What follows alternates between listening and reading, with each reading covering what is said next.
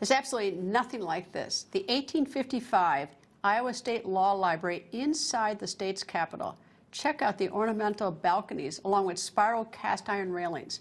The five-floor library even has a dumbwaiter to carry books up and down the 5 floors. The library is absolutely spectacular. You go to Des Moines, go to the state capitol, and look at this. I promise you'll love it. That's it for me, but this is a big night here on Newsmax. Stay right here for continuing coverage of the Iowa caucuses. We have people all night on the ground in Iowa, and you're going to get the best political analysis in the business right here on Newsmax. Have a great night. We'll see you right back here tomorrow.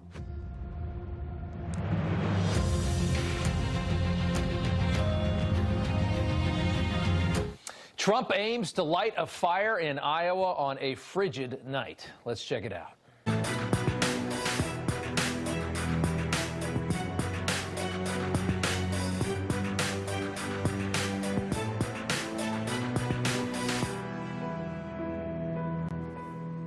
And welcome to Rob Schmidt Tonight, commercial free on this Iowa Caucus Monday. Happy Monday to you. Live pictures on this dark and cold night in Des Moines, Iowa. It is absolutely freezing in that state right now. Wind chills like minus 25 degrees, and the caucusing is about to begin at schools, community centers, churches, libraries. The 2024 election is officially underway, finally starting the process of saving this country from the perverse, divisive left-wing decline that all started under Obama, toxic politics that accelerated dramatically under Joe Biden, Obama's third term.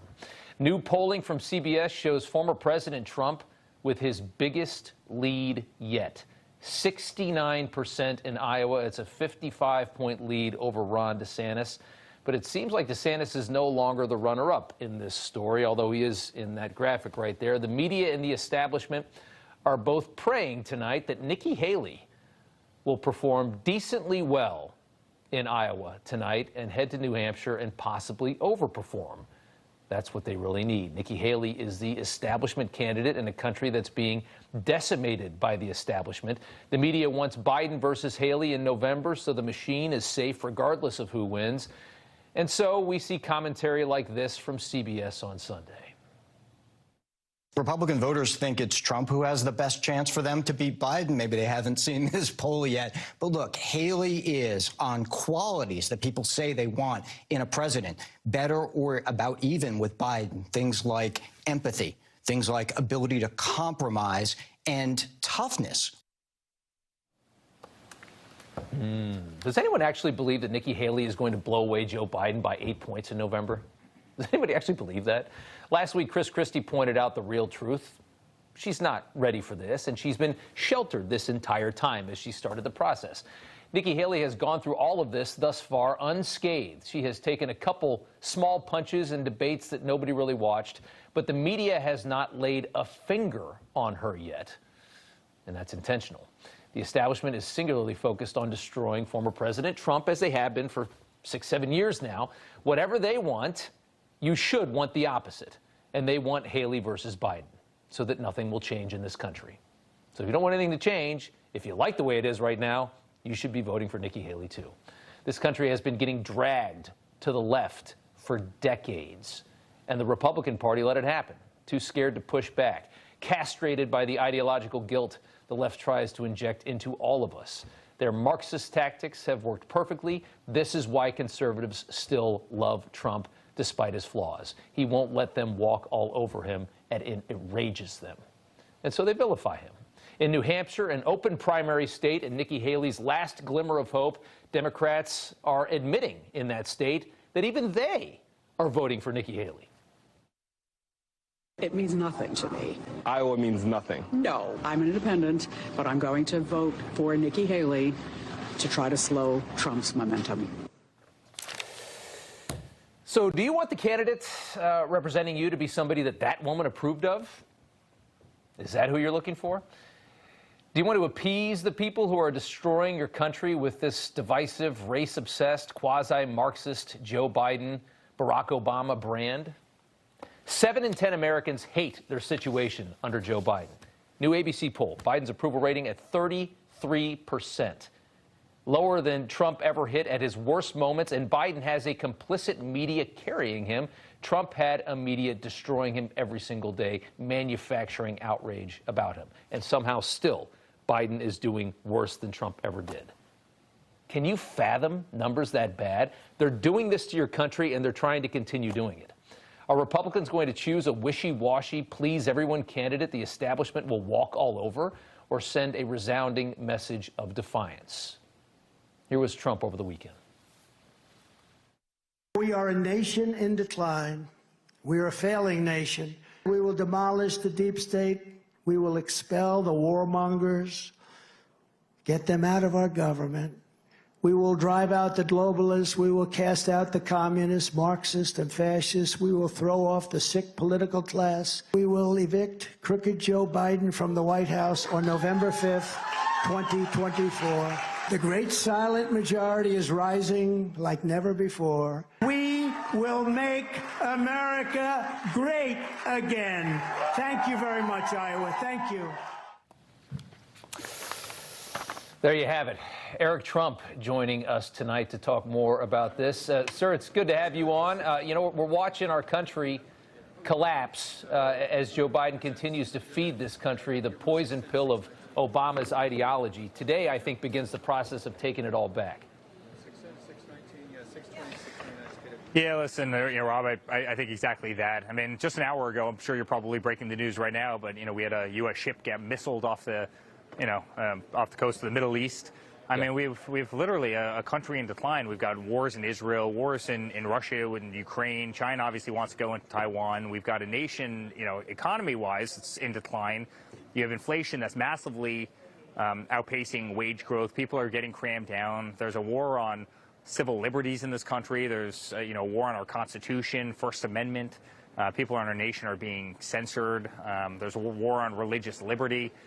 Go on. And again, I talk about this all the time, but it seems like the Democrats, the only thing they're focused on is, what bathroom to use and whether or not men should be able to swim in, women's, NCAA, college finals. And, while literally the whole world is crumbling around us, and it's incredibly sad. I mean, my father built the greatest economy this country's ever seen, lowest, inflation, lowest unemployment in every single category, women, minorities, African Americans, youth. Peace in the Middle East. We didn't have a single serviceman die in Afghanistan the last 18 months of his presidency. He ended ISIS. He created, again, that peace in the Middle East, the Golan Heights in Israel, the Abraham Accords, moved the embassy. I mean, so many different things, domestically, right to try, the biggest tax breaks ever. He built hundreds and hundreds and hundreds of miles of southern border. I mean, we had the southern border under control. Now it looks like we'll have 15 million illegal immigrants, of which we don't know who these people are, flood into our country, and so many other problems. And America, and especially Iowa, they just want our country back. They just want greatness back. They want our country restored. And I think that's why you're going to see a great victory tonight. I really believe in my heart. Yeah, a time when the media had to manufacture the problems for this country because we were doing so well in those years, especially before we got nailed by COVID. You're with your father a lot in Iowa. How do people sound? When he comes in the room, when they talk, I mean, it feels like a lot of the energy around him is certainly back. Well, it was interesting. I was here last week. I was doing a bunch of events all over the state, and in every place I went, I had 300-400 people, and I had people coming up to me, "Sir, you have exponentially more people coming to see you." And remember, Rob, I'm not in the ticket, right? I don't want to be in politics. I have zero desire to, to do that job. But they're coming up to me saying, "Sir, you have exponentially more people than DeSantis just had at his event." So I don't know if that's any indication. I'd say really good. I mean, the enthusiasm has been incredible. Everywhere you go, you see, Trump signs. You have people who are literally bringing their kids with American flags. I mean, this is real enthusiasm. You have people painting their barns to say MAGA on them. I mean, if you're going to go through the effort to spend a week to paint the side of a massive barn, that says Trump on it, I imagine you go out and caucus. And, I mean, people are upset what's happening in this country. I mean, they feel like they're left behind. You have, the Democrats who always call states like Iowa the quote-unquote flyover states. You remember that, brilliant line by these people. And, people just want somebody, more than anything, Rob, people want somebody who will be a cheerleader for the United States of America. We don't have a cheerleader. I mean, these people hardly show up to the office. Half of the White House is still, work from home, while, people work 2 and 3 jobs just to, literally, I mean, Yeah, no, I understand. All of that. I mean, we see it. I mean, it's still amazing to me that this administration is running this country because they're doing such a poor job at it. You know, I want to ask you about Nikki Haley. You know, obviously she's the darling at this point. She's got all the buzz around her. The media is being very, very sweet to her, which they always do when they're trying to push an agenda. What are your thoughts on this? Well, listen, look at her donors, right? I mean, if you want to know who Nikki Haley is, just look at her donors. Half of her donations have come in, and you were just talking about it right before I came on. I mean, half of her donors are literally coming from Democrats right now. The other ones are coming from the Rhino Republicans who despise my father and everything that he stands for. So, you know, if you want to know who supports her, and then, by the way, the fact that, you know, NBC and the liberal media is literally propping her up every single day probably tells you all you need to know about her. And you know, what I will say is every single time the wind blew one direction, she would change with it. You know, when she was when she was at the UN, and, you know, it's disappointing for me to see, you know, she comes out and says, you know, Mr. Trump, you're the greatest president. Mr. President, you're the greatest president we've ever had. Yep. I'd never run against you. Sure enough, she runs against him. You know, I'll never change the retirement age. I'll never change it from 65. And sure enough, then she comes out, I want to change it from 65. You know, I'll never impose a gas tax. And she comes out and says, I want to do a 10-cent gas tax. I mean, go down the line. It's you know, why can't more people be like Donald Trump, where they just actually have some backbone and damn conviction, and just, you know, say what they believe, and stop, you know, basing it off of, you know, political operatives and, you know, the tide of the day. Yeah, well said. I want to bring up one final topic, just because I thought it was probably the soundbite of the day.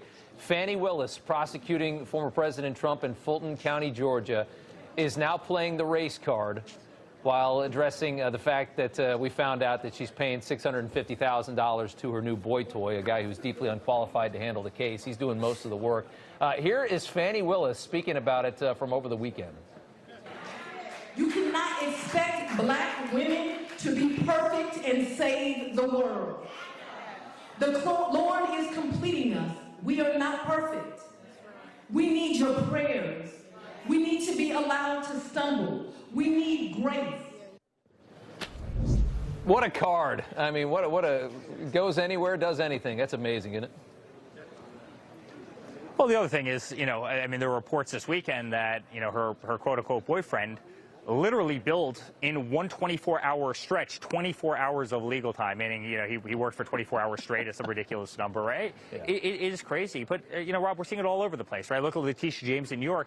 They've literally weaponized the entire thing. I mean, that was their play to get my father out. You know, let's weaponize DAs and AGs around the entire country. First, they tried the Russia thing. That didn't work. Then they tried to impeach him. That didn't work. Yeah. You know, then they tried to go after Kavanaugh. That didn't work. And take out Supreme Court justices. Now it's let's weaponize every DA and AG in far, far, far left areas where we have radical judges and juries that they can otherwise control with lunatics like this, you know, and then when that looks like it's all breaking down based on clips like the one that you just played, you know, let's take him off the ballot in Colorado. Let's take him off the ballot in Maine.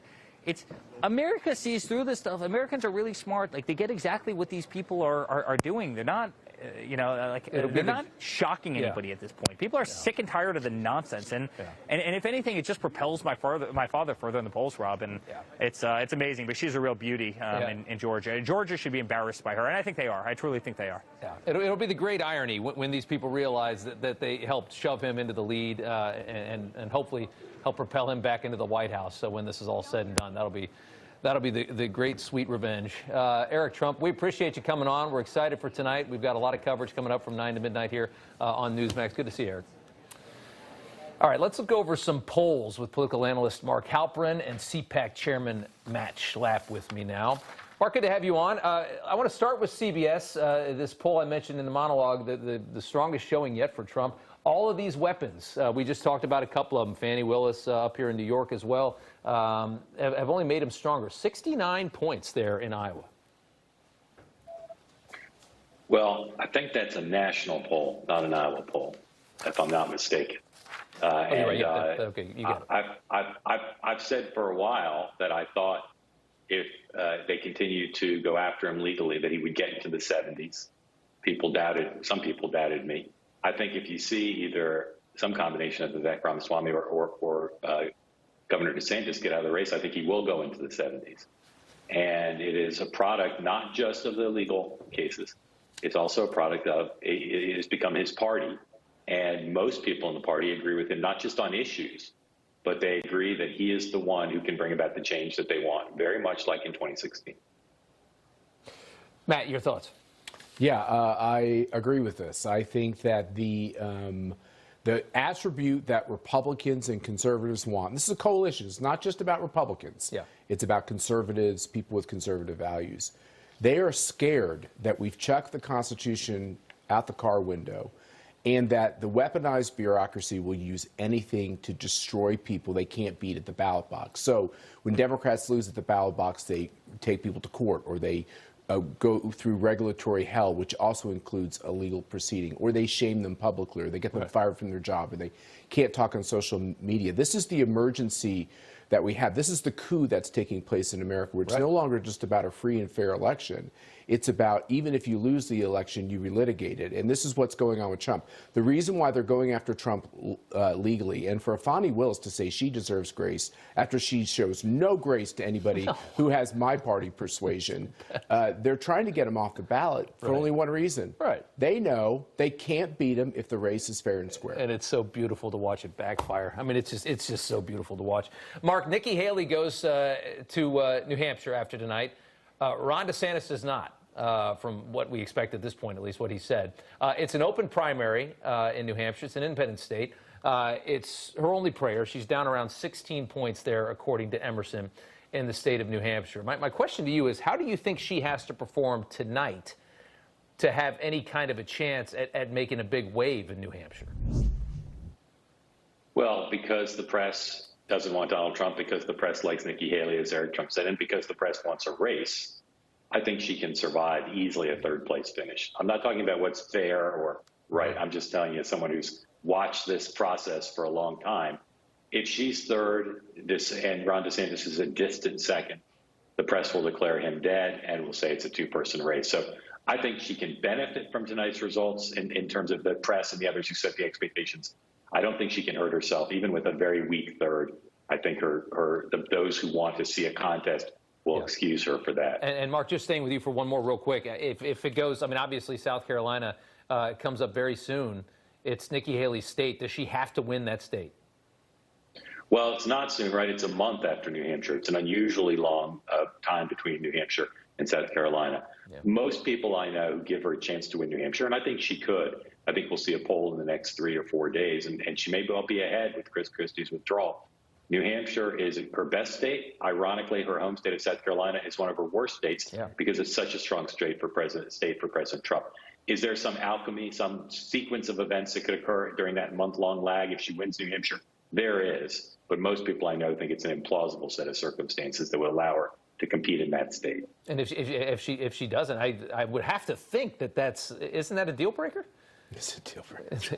Matt thinks it is. Look, I think the base case remains that President Trump wins the first two and effectively sets up the nomination. Not a sure thing. The winner of the South Carolina primary in Republican politics in the modern era, with the exception of Newt Gingrich in 2012, has always been the nominee. And I expect that'll be the case this year.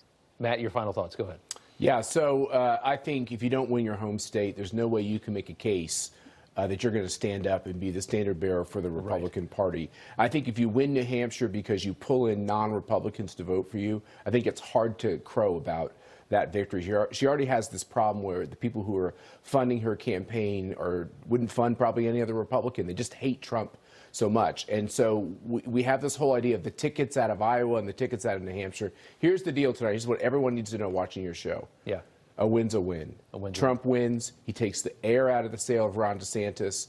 We move on to New Hampshire. We'll see what the independents do up there. We're going to hit the South. It might be a month mark, but we're going to hit the South, and that's a phalanx of support for Donald Trump. I just don't see. It was his nomination to screw up and lose. Right. And the man is executing. Yeah. And he's going to get this thing. He's working harder than everybody. Yeah. You know, even at 78 years old, he wants it more, and people, you feel that when somebody wants it, when they're not entitled to it, you go with them. I mean, it just feels that way.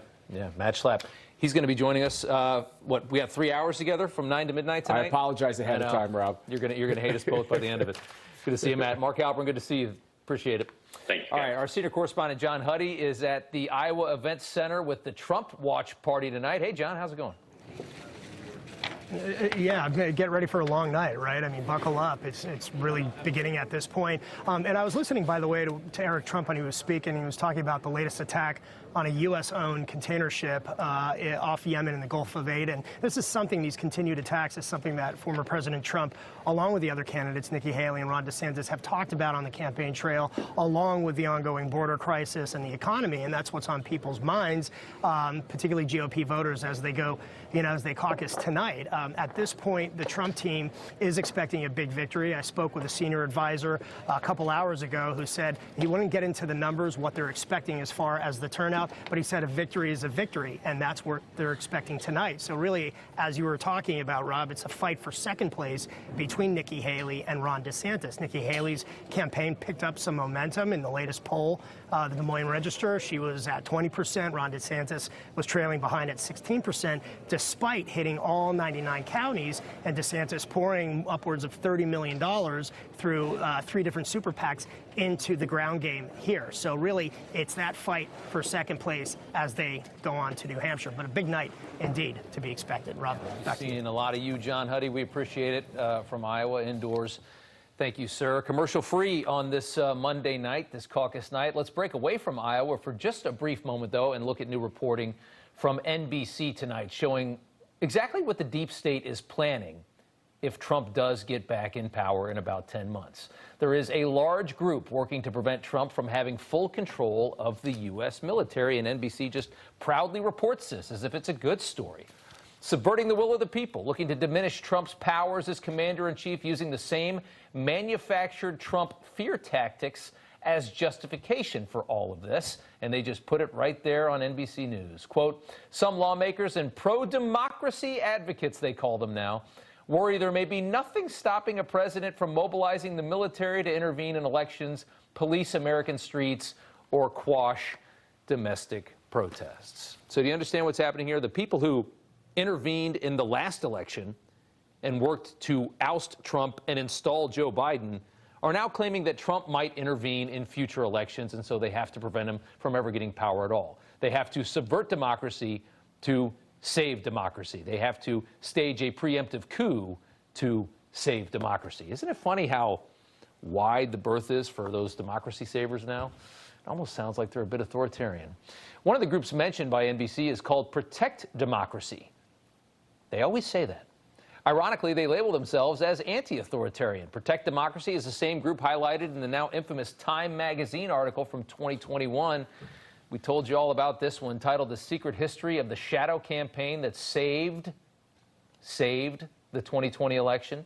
That timepiece bragged about how American elites fortified the election against Trump and effectively helped to install Joe Biden. And they put it right there in Time magazine because you're supposed to say, oh, they're saving democracy by installing a president of the United States and subverting the will of the people. Rick Grinnell was acting director of national intelligence under former President Trump, and he joins us tonight. I'm sure you saw the NBC article, Rick. I wonder your thoughts. I mean, look, this whole group is pathetic in Washington, D.C. They absolutely do not want the outsider coming to Washington, D.C. And, Rob, what people need to understand is Washington, D.C. has its own rules. Yeah. They decide who is on top. They decide who has the power. They control the media, the lobbyists, the political types, and the bureaucracy. So what this story is literally saying is that NBC is proud of the fact that there's a group of people who work for the federal government who are ready to undermine the president of the United States. Now, look, nothing says that Washington needs to change more than this story. And the people who are reporting this story are the same reporters that work at publications that we've seen for 20 years. It's this power group. They all just stay there. Washington, D.C. is literally a corruption. And the American people, people watching us tonight, need to understand that this primary race is over. All we ever heard is, let's at least have Iowa vote.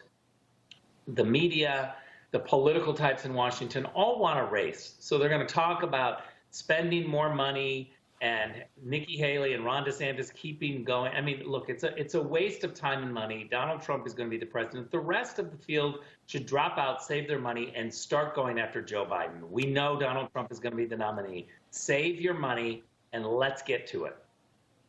It is something. I mean, that's obviously the sensible message in this. I mean, there's no plausible way with the momentum of the way it is. There's no way to topple this man. And you just look at it, you know, it just seems, it feels like common sense. I mean, you feel the energy. The energy is just there, and it's right. I think that over time, you know, a lot of the angst about Trump that we saw right after he left office, after January 6th, a lot of that has eased because people have seen so many examples like this of what that machine was able to do to remove him from the presidency, and what they're now trying to do to keep him from the presidency. And people start saying, well, you know, maybe his aim was off initially, maybe some of the claims that were made about the election were wrong, but you know, in general, there was nothing fair about the way that he was treated by Washington, D.C., and there's nothing good about the way that Washington looks at the rest of this country and their ability to just subvert the will of the people. We see so much evidence of that. Yeah, look, I was acting director of national intelligence. I saw the whole Russia collusion file. I asked to see it right away. Yeah. I saw everything that they had. I saw that what Adam Schiff was saying privately and what he was saying publicly as the head of the Intel Committee. Right. And let's be clear, whether it was the Russian collusion, FISA, or in the last election, they got 51 former intelligence officials to say, don't look at Hunter Biden's laptop because that's Russian disinformation. This group in Washington manipulates the public. They are manipulating the rest of America with their power. And we cannot let them do this any longer. We've got to call them out, and we've got to ignore them. Donald Trump is the target. They waited 2 years before they really came after him with 91 charges. And the reason why they don't want him to come back is he doesn't play by their rules. Yeah. He wants to bring common sense. And look no further than now we're seeing our troops attacked in Iraq. Joe Biden has literally been the president of war. Yeah. Ukraine, and Israel, Yemen, the Red Sea, the open border. And yet what do they try to do? The entirety of Washington, D.C. tries to say, oh, those MAGA extremists are warmongers, and we've got to have the military control them, when the opposite is true, the exact opposite of true. They are feeling the pressure in D.C., and when Donald Trump comes back, because I believe he will, there is going to be a day of reckoning. And what people have to understand is we need the bull in the china shop. You cannot have a Mitt Romney come back to a Mitt Romney type. And what I mean by that is the guy who wants to work with the other side and blame Republicans and be nice all of the time. And that doesn't work. Yeah. Yeah, you get walked all over. Right. And so what Washington needs is someone who absolutely understands who they are and will push back, and that's Donald. That's exactly right. That's the only way any of this gets fixed. Because right now you got a president with 33% approval rating, and your government is fighting like hell to keep him in power. Think about that. It's amazing. Rick Grinnell, good to see you. Thank you, sir. All the best, Rob. 30 minutes from the start of the Iowa caucuses, 32 and a half minutes, I should say. We're getting very close. This thing's going to fire up. This is the beginning of the process of getting rid of Joe Biden. Let's take one more look at the latest polling. A Des Moines Register NBC News poll showing Trump with a 30-point lead. He's commanding voter enthusiasm as well. 49% of those surveyed said they're extremely enthusiastic about him. Only 23% of DeSantis voters, 9% of Haley voters shared the same sentiment. More strong numbers for the former president. 82% of Iowa voters surveyed said their mind is made up. Only 18% of prospective Trump voters said they could still be persuaded. Over a third of both DeSantis and Haley voters say their vote is still up for grabs. And don't forget that CBS polling we just showed you. 69 points nationwide, Trump with the lead in the caucus run here, or in the primary run here. So there you have it. All right, on this Martin Luther King Jr. Day, a look at how the dream of Dr. King has been decimated by the American left. The racial ideology of today is nowhere close to what King called for in his I Have a Dream speech from the summer of 1963. In truth, for the past 50 years, we've had a society that judges based on the content of character and not the color of skin, and that is being destroyed in real time in the pursuit of cultural Marxism, which is all that we're seeing from these two. A lot of this came in under Obama. It's been carried on by Joe Biden in Obama's third term. That's why everything has been reduced to race in this country. This is all intentional, what's happening to your country. And again, politics is downstream from culture. Culture is very, very important, and who controls it has a lot of control. In a recent radio interview, Joe Biden claimed that Dr. King is why he ran for president.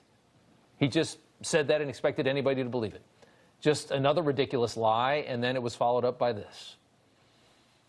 We, the people, run the government, not a group of wealthy guys, not a group of people who are trying to pit race against race. Yeah, okay. Can you imagine the ability to just say things that are just so flagrantly BS is just amazing.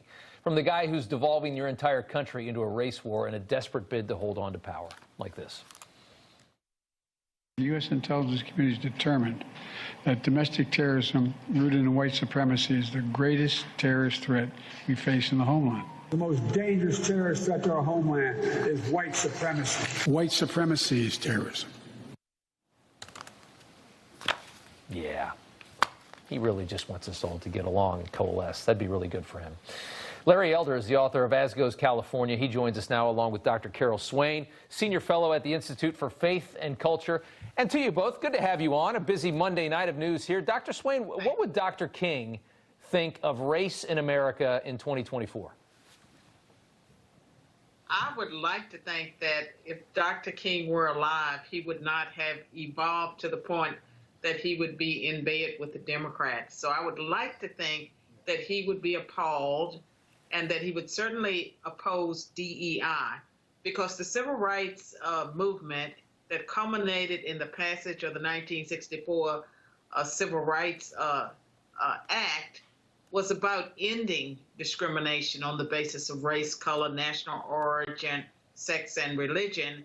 And what we have adopted in America is an aggressive form of discrimination against whites as well as Asians, men, groups that should have been protected by the Civil Rights Act of 1964, which was great legislation, in my opinion. It was needed, and it should not be questioned or repealed. Larry, your thoughts, same question. Well, Dr. King in 1966 gave an interview. This is right after the passage of the Civil Rights Act of 64. And he said, the changes in America that have taken place recently have surprised me. Why, in 40 years' time, we could have a black president. Almost on cue, we had a black president in about 40 years from the time he said that. He didn't say in 40 years' time there'd be black presidents of Ivy League schools, and there have been. There would be black CEOs of Fortune 500 companies, and there have been. There'd be black governors and senators, and there have been. The mayors of the largest cities in America, Chicago, New York, LA, would be black, and they are. He said president, meaning once that happens, we've gotten to the point where, to the fullest extent that it's realistic, we are now evaluating people based on content of character and not color of skin. Obama gets elected, race card after race card after race card. The same guy who said that there's no blue America, no red America, no black America, no white America in 2004. I was there when he said it. Fast forward, he said that racism is in America's DNA. He had Al Sharpton to the White House over 70 times. He embraced Black Lives Matter. The Cambridge police acted stupidly by their son. He looked like Trayvon. When he left office, both blacks and whites thought race relations were worse. When he entered office, both blacks and whites thought they would get better. He made things worse, and Joe Biden just taken to a whole nother level. Certainly has. Dr. Carol Swain, Larry, Dr. Swain, go ahead. Final thought real quick. Go right ahead. I mean, absolutely. Everything that Larry just stated is true. And we are in decline with our race relations. And we better get a handle on this. And there are some conservatives that are saying things that make me feel quite uncomfortable. We need to embrace the civil rights vision that was behind the passage of that legislation that brought people together across racial, partisan, and religious lines. Yeah. That was America at its finest. Yeah, we're devolving racially. On a racial perspective, we're devolving in this country. It's getting worse, and it shouldn't be. And this is a manipulation. I think a political manipulation for sure. Dr. Swain, we thank you so much. Larry Elder, always good to see you, sir. You too. Thank you. All right, I want to go back to Iowa real quick. Tom Basile joining us now from the Iowa Event Center. Tom, what's going on? Well, greetings from Caucus Central, and we are counting down now, Rob. $105 million has been spent. It's 20 below zero outside, and tens of thousands of Americans in 99 counties are going to start filtering in to 1,600 caucus sites all across the state to kick off this 2024 presidential election campaign. And Rob, nobody's ever seen a caucus like this. We have a former president who is running to reclaim the White House. We have two surging candidates that are challenging him. We've never seen this before. And you know, in Iowa is it sets the tone for the race. It sets the contours of the race beyond tonight. So tonight is important, really also about what we're going to be seeing in New Hampshire and South Carolina and these primaries moving forward. And tonight, you know, from my perspective, I'm looking at Ron DeSantis. I'm looking to see whether or not he's going to be able to meet or exceed expectations, and whether or not he's going to be able to move forward with his campaign. Okay, well, we got a lot of eyes on this, and we'll see a lot more of Tom Basile coming up from 9 to midnight here with our special coverage. Tom, thank you so much. Okay, we're here at the big screen. We're going to see a lot of this tonight. We're going to see a lot of former Senator Rick Santorum as well tonight, who won the Iowa caucuses back in 2012. Would have been 12 years ago. 12 years ago. A big night for you. All of that yellow there, that's all Rick's hard work. Good to have you on, sir. Thank you. Tell us, I mean, how did you do this? I mean, that's a major accomplishment. Because I went to every one of these counties, and most of these counties more than once. And, you know, it was the grassroots organization, it's the personal touch. Those two things are the hallmark of an Iowa caucus. And in this election cycle, we saw the personal touch by Ramaswamy and DeSantis. Yep. They went out, they did the counties. Ramaswamy actually more than DeSantis. I don't think he gets the credit for that he deserves. Right. And then, you know, are you connecting? Yeah. And that's maybe the area that DeSantis has come up a little short. He just doesn't seem to, throughout the course of this campaign, to have on a one-on-one or in a small group connected. Now, what I'm hearing from folks in Iowa is that's beginning to change. Maybe a little bit too late. Yeah, we only have about an hour to connect. Yeah, we'll wait and see.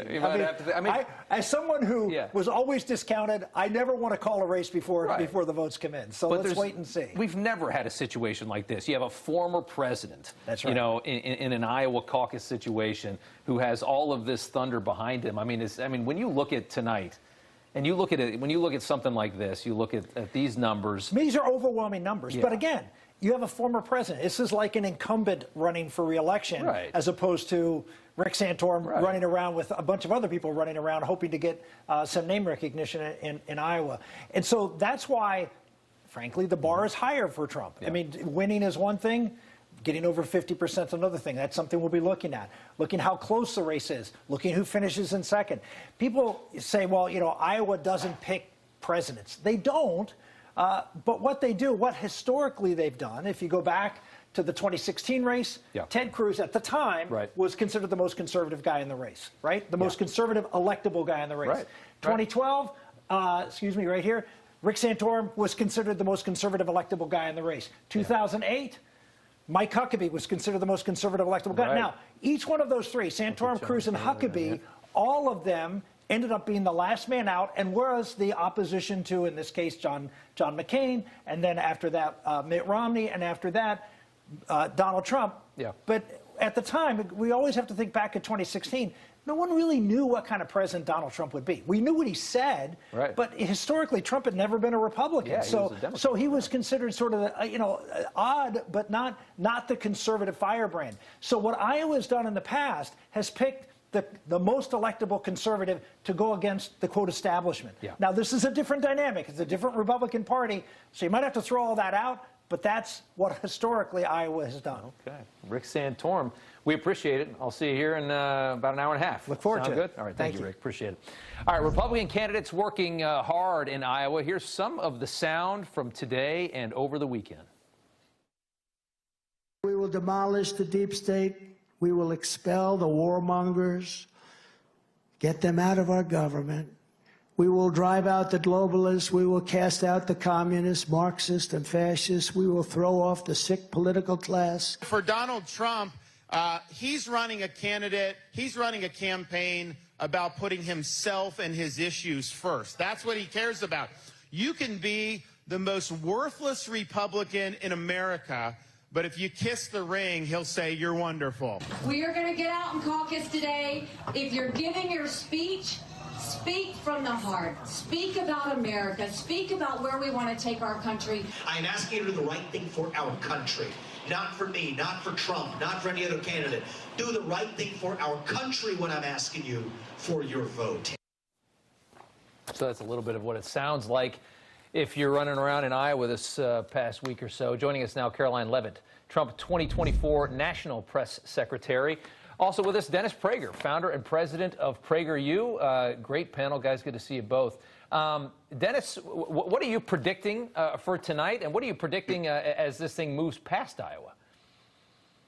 Well, I'm going to disappoint you. I don't recall ever making a prediction, and I have a reason for that. I am overwhelmingly interested in what people should do. I am not interested in predicting what will happen. And I am preoccupied with one issue. I wish every Republican candidate were. I wish every Republican voter were. I wish every American voter were. How do we defeat the left, which is defeating America? Everything the left touches, it destroys, from our universities to our medical schools, to our arts, to our elementary schools, to male-female relations, to black-white relations. If we don't defeat the left in this election, I don't say it's over for America, but it will be a very dark day. So the question that I think every voter should ask is, not whom do I like? They should ask, who is most likely to defeat a Democrat? Well said. I made the mistake of asking you that question maybe a year ago about a prediction. I've now made it a second time. It will not happen a third time. I can promise you that. As soon as you started talking, I was like, I knew it.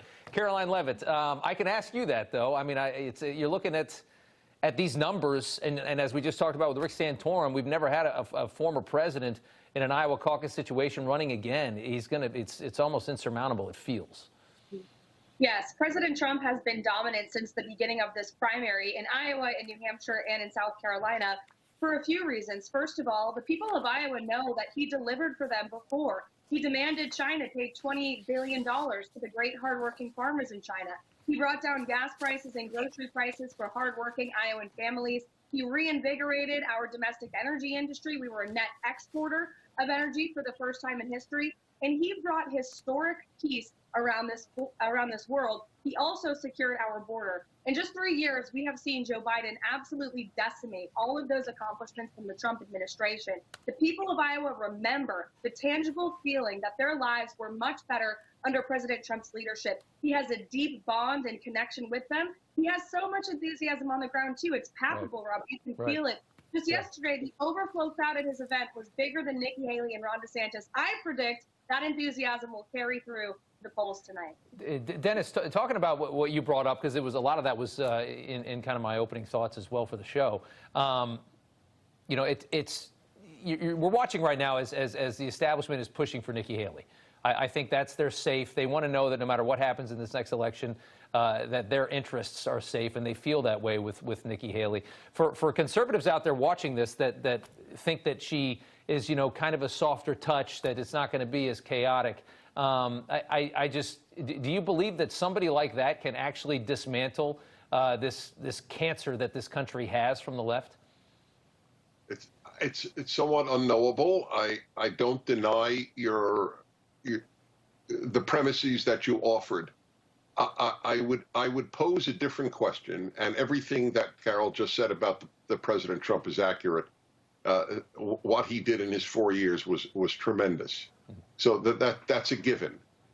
So I would ask this question of those who oppose Nikki Haley or Ramaswamy or DeSantis. If you knew that the person you don't care for would be the one who would defeat whoever the Democrats nominate, and I don't think they'll nominate Joe Biden, but it doesn't matter because they're all the same. But if you knew that the person you don't like, the Republican you don't like, would win, would you vote for that person in the election, in the general election? That, again, I go back, I am sort of a robot on this issue. Defeating the left is the only thing that matters to me. Or let's put it this way, it is the thing that most matters to me. Yeah. Do I have preferences? Of course I have preferences. Sure. But I don't think it's a good thing when Republicans spend their time in, well, what do we call it, a circular firing squad. Firing squad. What happened to Ronald Reagan's old idea that the 11th commandment is do not attack a fellow Republican? Has that idea died? Apparently it has. Yeah. Dennis Prager, Caroline Levitt, we appreciate it, guys. We're going to watch it tonight, and I'm sure we'll see you both perhaps a little later. Maybe. We'll see. Good to see you guys. Thanks. More than 150,000 people have signed up for Newsmax Plus. Our free stream on for cable has ended. For non-cable viewers, I should say, our free stream has ended. Newsmax Plus gets you all your favorite shows. Myself, Greg Kelly, Eric Bolling. Great documentaries. A lot of stuff about former President Trump. You can sign up today. No risk on that.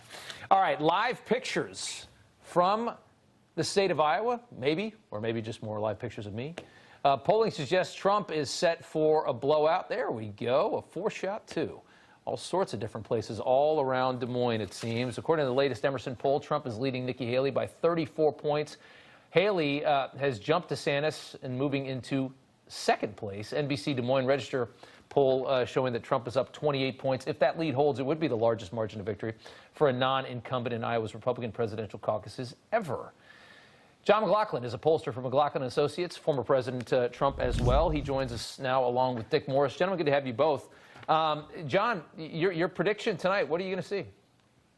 Well, I think it's going to be a historic win, but, you know, you still got a few minutes. If you're in Iowa and watching this and you go to ia.donaldjtrump.com, you can go to a caucus and go vote, because what's historic about this, we're finally getting the first votes to beat Joe Biden.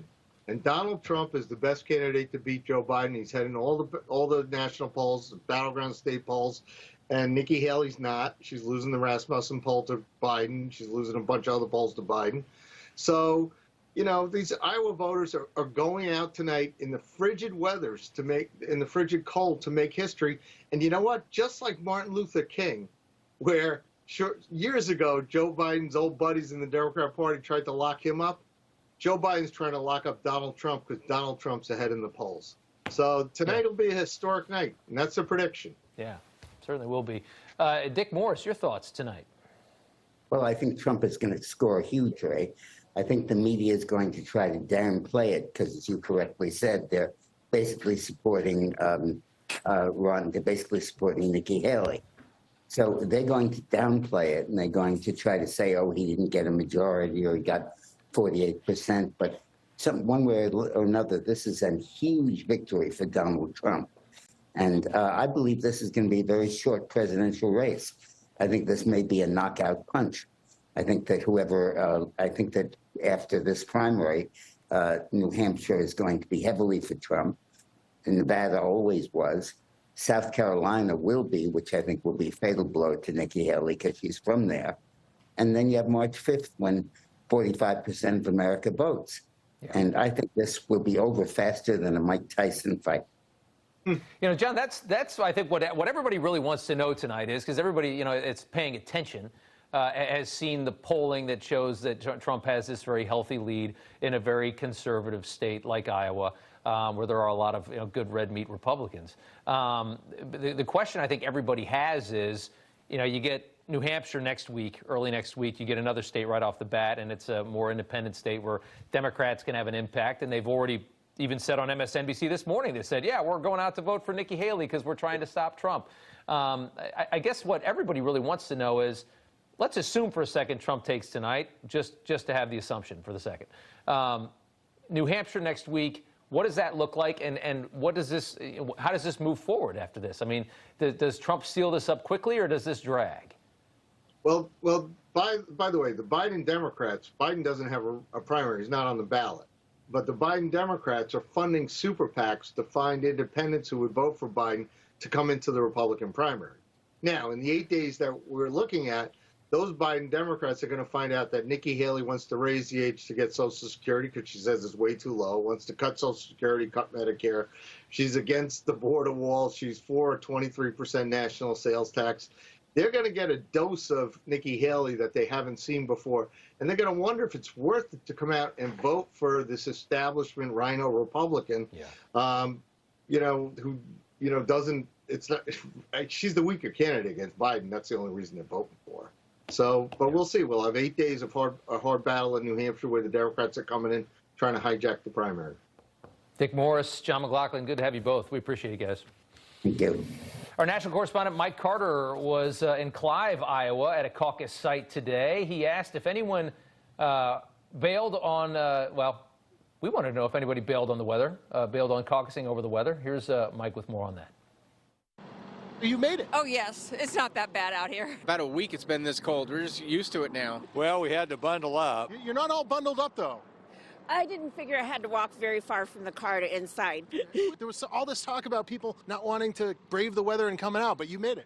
Not Iowans. Yeah, Iowans are tough. Was all of this weather stuff overblown? A little bit. I mean, I hate it, but we've got to do it. Can you tell us about the wardrobe? Who are you wearing tonight? Okay, I got double lining coats. Can we see the shoes? Oh, these are Sorels, and they're lined, and wool socks on. You made up your mind tonight? No, not yet. What's it going to take? I don't know. We are caucusing tonight. We did it in 2016 for the first time. My 17-year-old, who's already inside, came with me, and that boy right there, he was a little tiny boy back then, 2 years old when we did it before. Yeah. So it's not too cold? It's not too cold to come out and speak truth. All right, Mike Carter. Ooh, it's cold in Iowa. I thought it was cold in New York. This is nothing. Time now for news from the left. It's amazing what the media refuses to cover. Over the weekend, the pro-Hamas lunatics just rioted at the White House. Demanding a ceasefire, a large crowd tried to push through security fencing on Saturday night, hurling bloody dolls symbolizing Gazan children over the perimeter at the White House. It got so bad, some White House staff and media had to be evacuated to another location. Considering the media has talked about January 6th pretty much every day for the past almost 1,000 days, you'd think that a story like this would get some talk, and you'd be completely wrong. The New York Times completely ignored the story altogether. A riot causing a temporary White House evacuation. Nowhere. Here's how the Washington Post covered the riot. March for Gaza rally draws thousands to D.C. on Saturday. That's how they wrote about it on Sunday morning.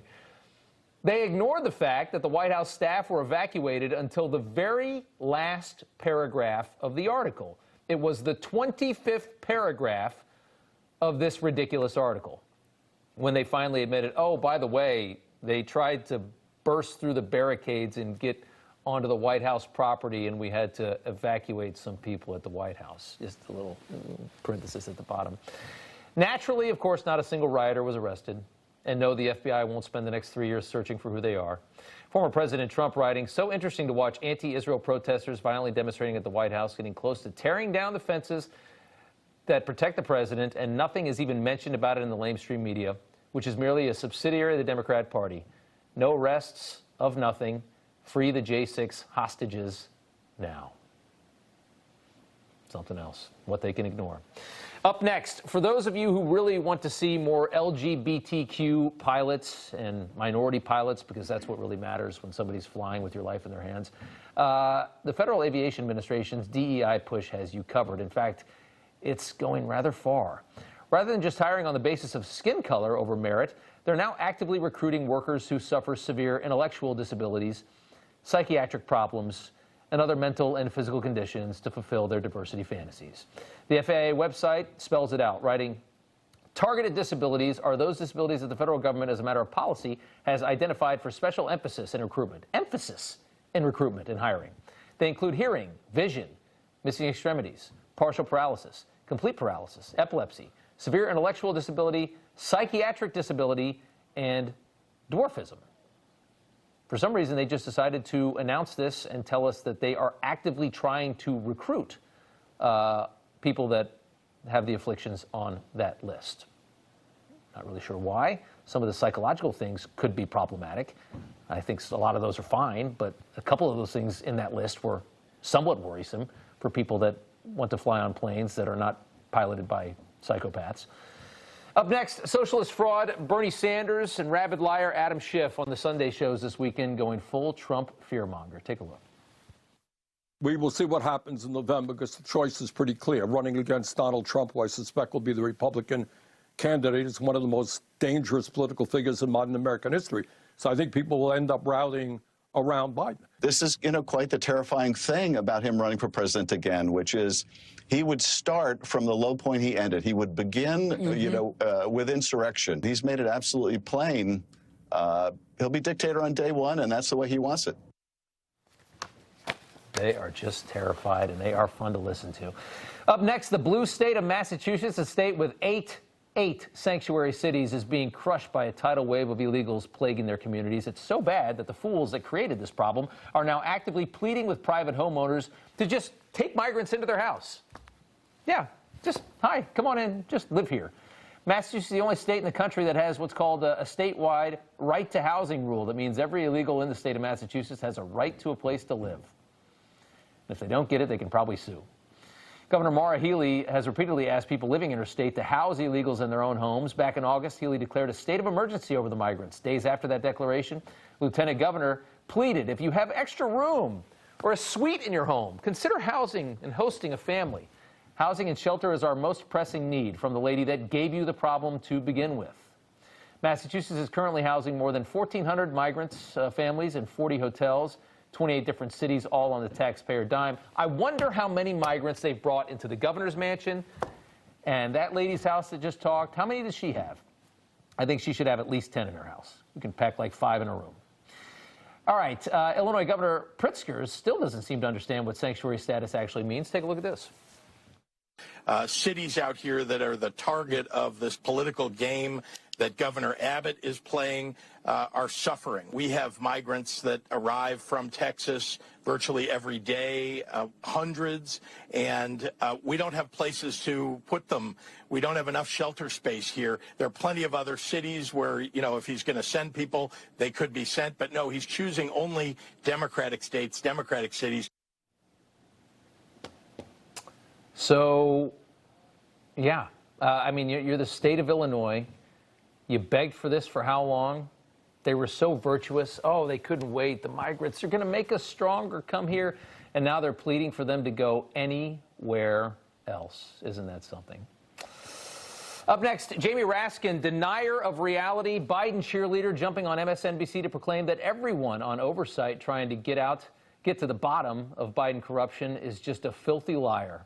Because, as we all know, Joe Biden is certainly clear, even though all polling suggests that Americans are very, very, very convinced that Joe Biden not only knew about this, that he was a part of this. We've seen the polling. Take a listen to Jamie Raskin. I call my members on the Oversight Committee the Truth Squad, because they are devoted to getting the truth out there and explaining it in terms that America can understand. Okay, from Jamie Raskin there, yeah. I mean, again, like, you have to sell a part of your soul to actually do this job as a politician, to just be able to lie like that. It's just painful. It's humiliating.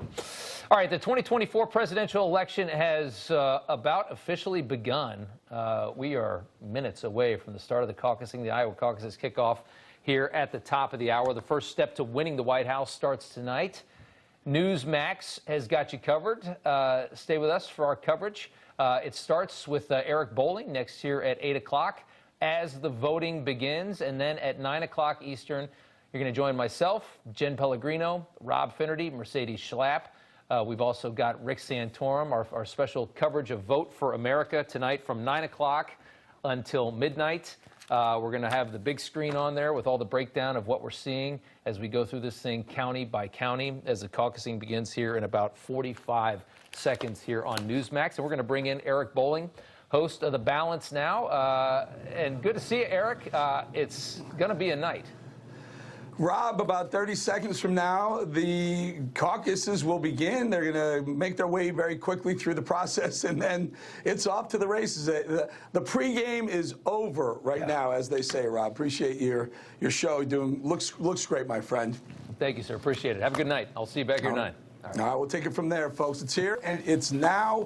We have arrived at the official start of one of the most important election years of our lives, certainly of our generation, and it kicks off tonight with the very high stakes Iowa caucuses. You're looking live at Des Moines in the very freezing state of Iowa, where right now, as we speak, the caucuses have kicked off after months of campaigning and speeches and town halls and knocking on doors. But the biggest story, of course, the massive historic lead by Donald Trump.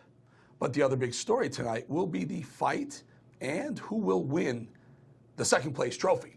I've seen several presidential elections in my lifetime, as I know many of you have, but I've also covered some of the biggest ones of the past 2 decades. Who can forget Obama-McCain in 2008, Obama-Romney in 2012, Trump and Clinton in 2016, which kicked off a bunch of false investigations and impeachments of our 45th president, and it wasn't Hillary, it was Trump, and a litany of Democrat election denialism. And, of course, 2020, when the basement man took office based on lies and riding the coats of deep state influence and cover-ups. I've been through all of those, and I can tell you this with certainty. 2024 matters more than all of those combined because the future of this republic is on the line. And Iowa sets the stage for all of it. It's a different kind of show tonight for a very different kind of day. Tonight we speak to Congressman Matt Gaetz, coming up in just a minute or so. Mike Huckabee is going to be here, who in fact won the Iowa caucuses in 2008. He will be here, and we'll hear from our reporters around the state of Iowa. So let's get to John Huddy, who right now is in Des Moines. Huddy. Yeah, hey, Eric, and they're starting to pick up a little more activity here at the Trump viewing party here at the Iowa Event Center in downtown Des Moines. I spoke with a senior advisor to former President Trump's campaign who told me they're expecting a victory. He wouldn't get into the numbers. We talked about that, what they were expecting the turnout to be. But he said, look, we're not concerned about that. We're concerned about getting a victory. We feel we will get a victory. So that is the overall feeling on the ground. And some of the concerns and what's at stake here that you just articulated is really what's been felt on the ground among voters that I was talking to over the last few weeks, including last week when I was here in Iowa, basically crisscrossing the state, going to not only rallies for being held by former President Trump, but also Nikki Haley. They're concerned about the economy. They're concerned about the border. They're concerned about the ongoing wars, the war in Ukraine, America's support, also the war in Israel, and of course, Iran. And that's something that all the candidates have talked about as well. Now, if you look at the latest poll from the Des Moines Register, it shows that former President Trump still has a healthy lead at 49% compared to Nikki Haley at 20%, Ron DeSantis at 16%. But as we've seen, Nikki Haley's campaign has picked up some momentum and speed on the ground. So really the fight is for second place. Will Nikki Haley take that spot, or will Ron DeSantis? DeSantis has thrown tens of millions of dollars through 3 super PACs into the ground game here, hitting all 99 counties. So he's really banking on that support, also the evangelical support as well.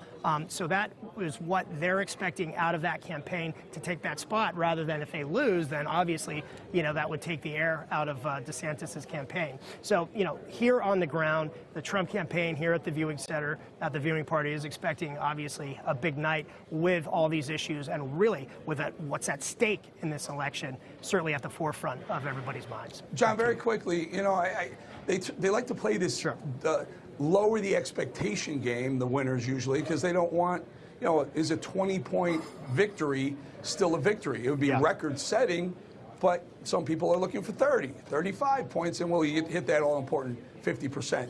Trump campaign, are they telling you, are they expanding on that at all?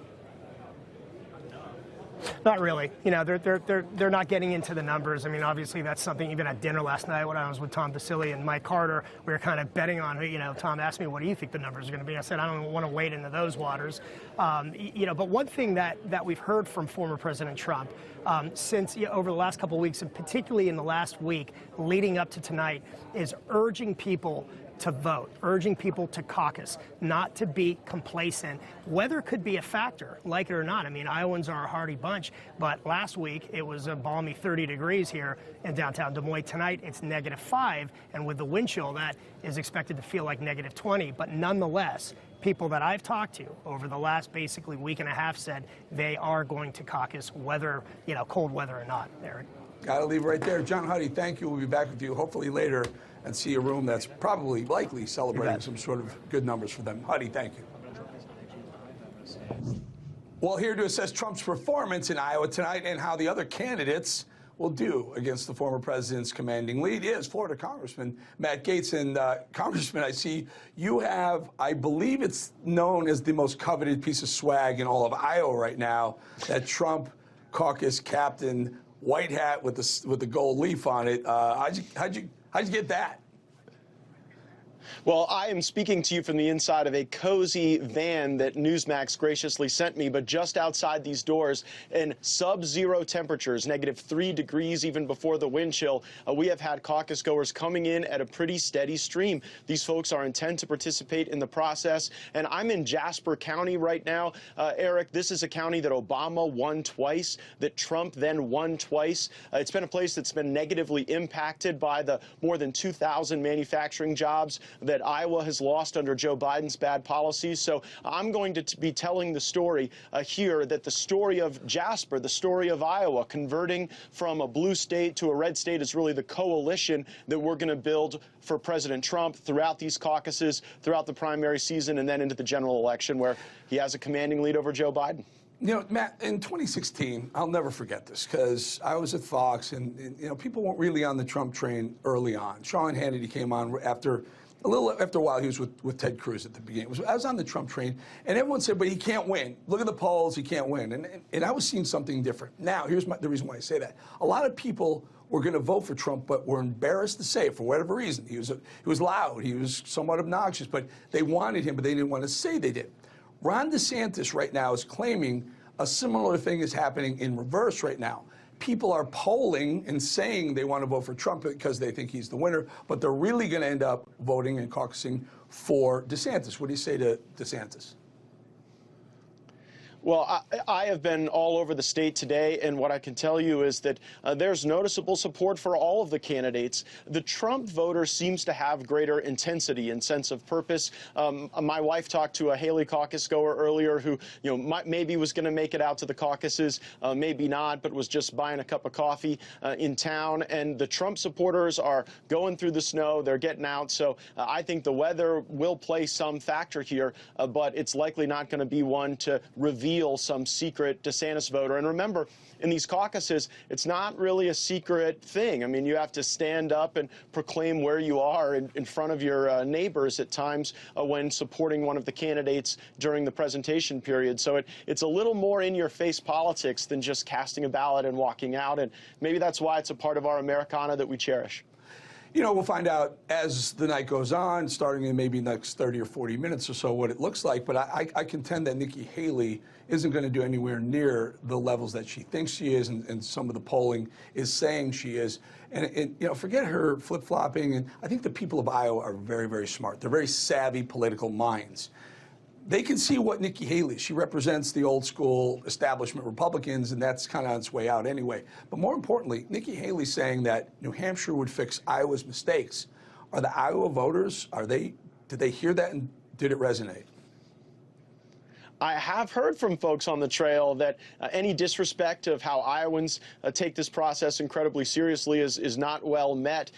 You know, if you want open borders and a higher gas tax and 3 new wars before lunch tomorrow, I guess Nikki Haley can be a candidate for you. But I look at Nikki Haley as sort of the last death rattle of the establishment as we reconstitute the Republican Party in the image of the working woman and working man in this country, not just the elite, but all over America, where you've got folks moving away from union Democrats because we're the only party that's like not trying to have the third grade teacher tell your kid what gender they are, or spend so much money that the money in your bank account is devalued. That's where we've got to have a great sense of focus. And I've heard a little bit more about foreign policy with these strikes in Yemen, with a lot of people praying for our Navy SEALs who went overboard fighting piracy in Somalia.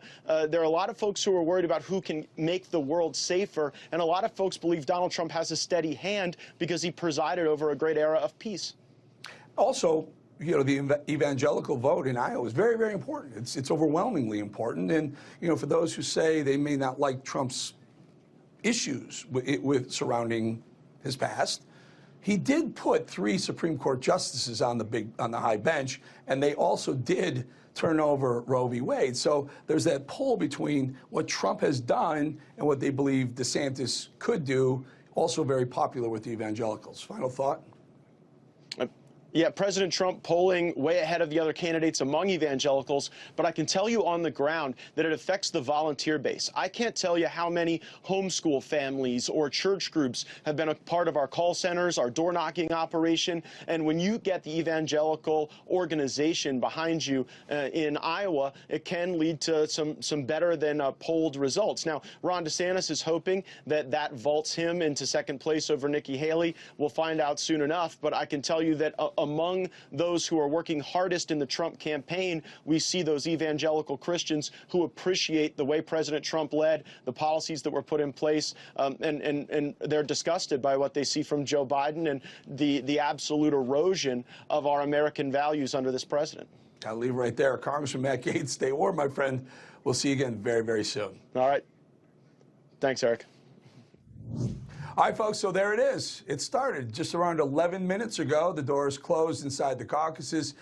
People are now caucusing. If you don't know what that is, well, let's do this. First, let's take a look inside of Nikki Haley, or DeSantis or Haley. There's DeSantis' stage that will start to fill up as the evening goes. There's Nikki Haley's stage. Again, just want to show you we have cameras all around the state. We showed you Trump's a minute ago. And if you take a look in the lower right-hand corner, upper left-hand corner of your screen, there's your caucus, okay, folks? So see how people are standing around it? This is the fascinating thing about Iowa. It's unique to the United States. It's not a primary, it's a caucus for this reason.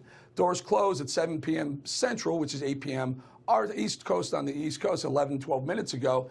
And these representatives from each of the candidates make their case. They get an allotted amount of time. They get on the microphone, and all the people standing around are listening.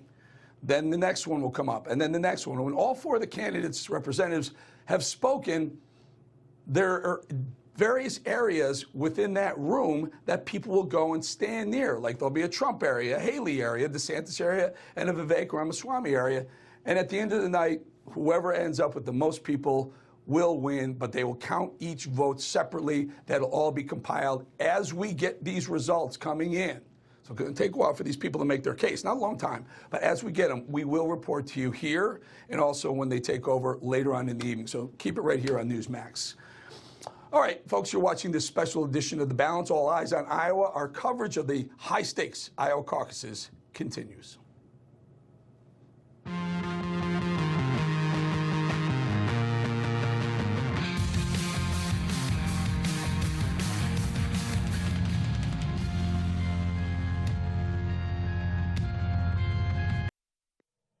You know, it's like they didn't even see it coming. It's so like those liberal Democrats to freak out when they realize their guy or gal, yeah, I'm talking to you, Hill Shady, they're freaking out now, that the voting has begun and it's now clear and obvious to the naked eye that their liberal candidate is going down.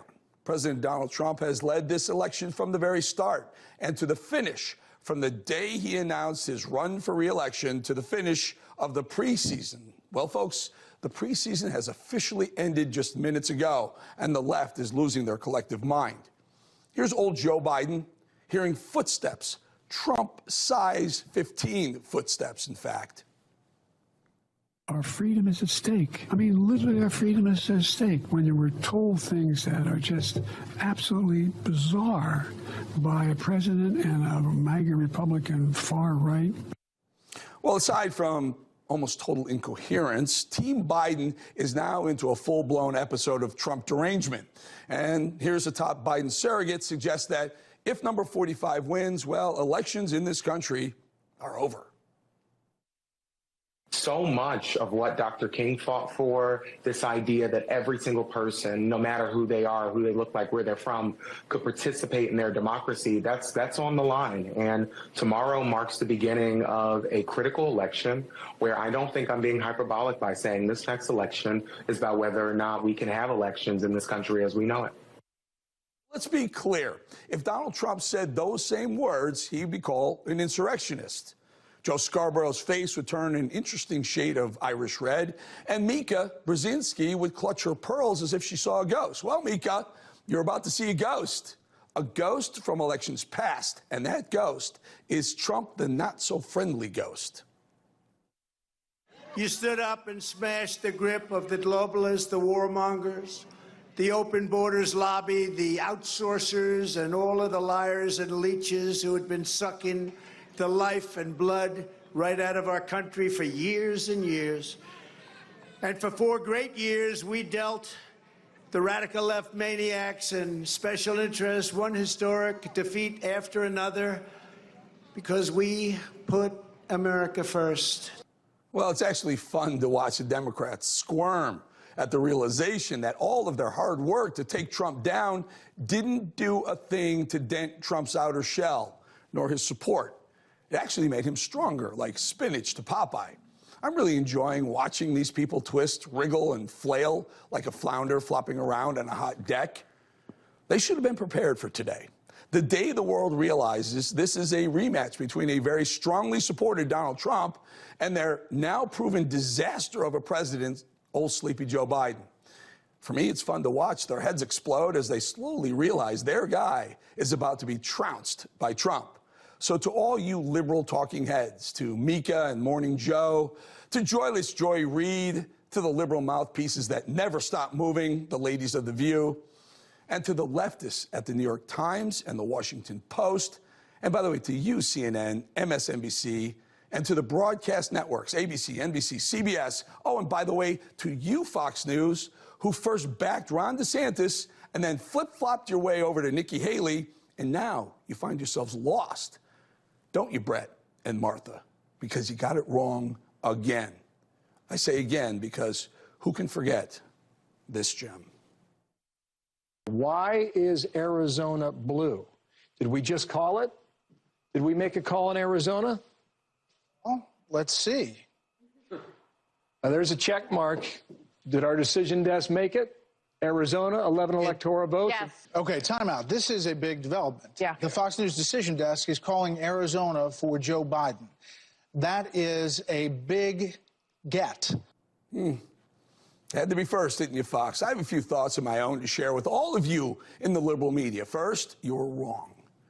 We were right. So stop with your now democracy is at risk nonsense. It's not. Next, you'll lose in November. Best you realize that now, or you'll have far more egg on your lefty faces than you already do now. And if that's not enough advice, how about this? Instead of acting like the protester who foolishly thought he could mess with Trump, beware, or you'll end up like this guy. You're taking millions. Thank you, darling. Thank you. Go home to mommy. Your mommy's waiting. Go home to mommy. Mika, Joe, go home to mommy.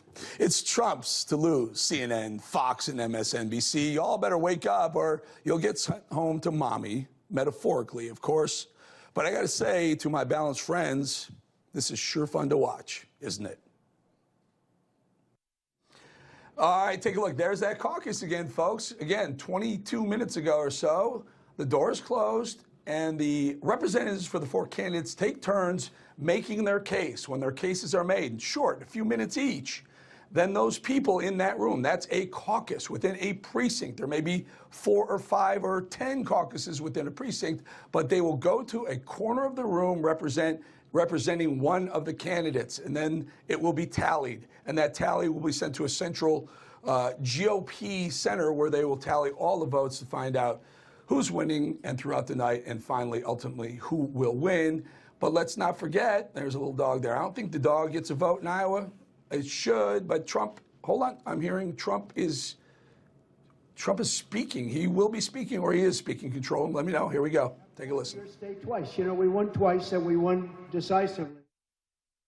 No president that's won Iowa, Ohio, and Florida has ever lost an election except for us. And again, we won twice and we won in landslides, all of those states. And we're going to win them again. We have better poll numbers now than we've ever had. We've beaten Biden. And I call him Crooked Joe Biden. He's the worst president in the history of our country. He's the most incompetent, and he's the most corrupt president in the history of our country. And it's not even close. In fact, I said today the happiest person alive today is Jimmy Carter, because his presidency looks brilliant, brilliant by comparison to Biden. It looks brilliant. But very importantly, because we have to beat him, I'm the only one, every single poll over the last 2 months, and beyond that mostly, but over the last 2 months, I'm beating him and beating him very substantially. I'm saying we're beating him because we have to get him out. He's destroying our country. He is totally destroying our country. So I just want to say it's been an honor to be with you. This is my third time, and the first 2 times were very big wins, and we're going to make this an even bigger win because we've done more in the last short period of time than anyone, again, has ever done for your state. I love your state. It's a very special state. Brilliant people.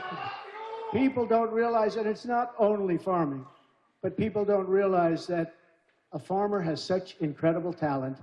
And, you know, a lot of my competitors aren't really into that, but I am into it. And one of the other things we did is first in the nation. I gave you first in the nation. I kept you there. As you know, the Democrats took it away. But I gave you personally first in the nation. That's why you're first in the nation. And with me, you're always going to be first in the nation. Very important. So,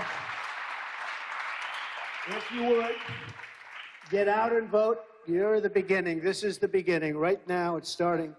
And this is the beginning of something very important. I think it's the most important election in the history of our country.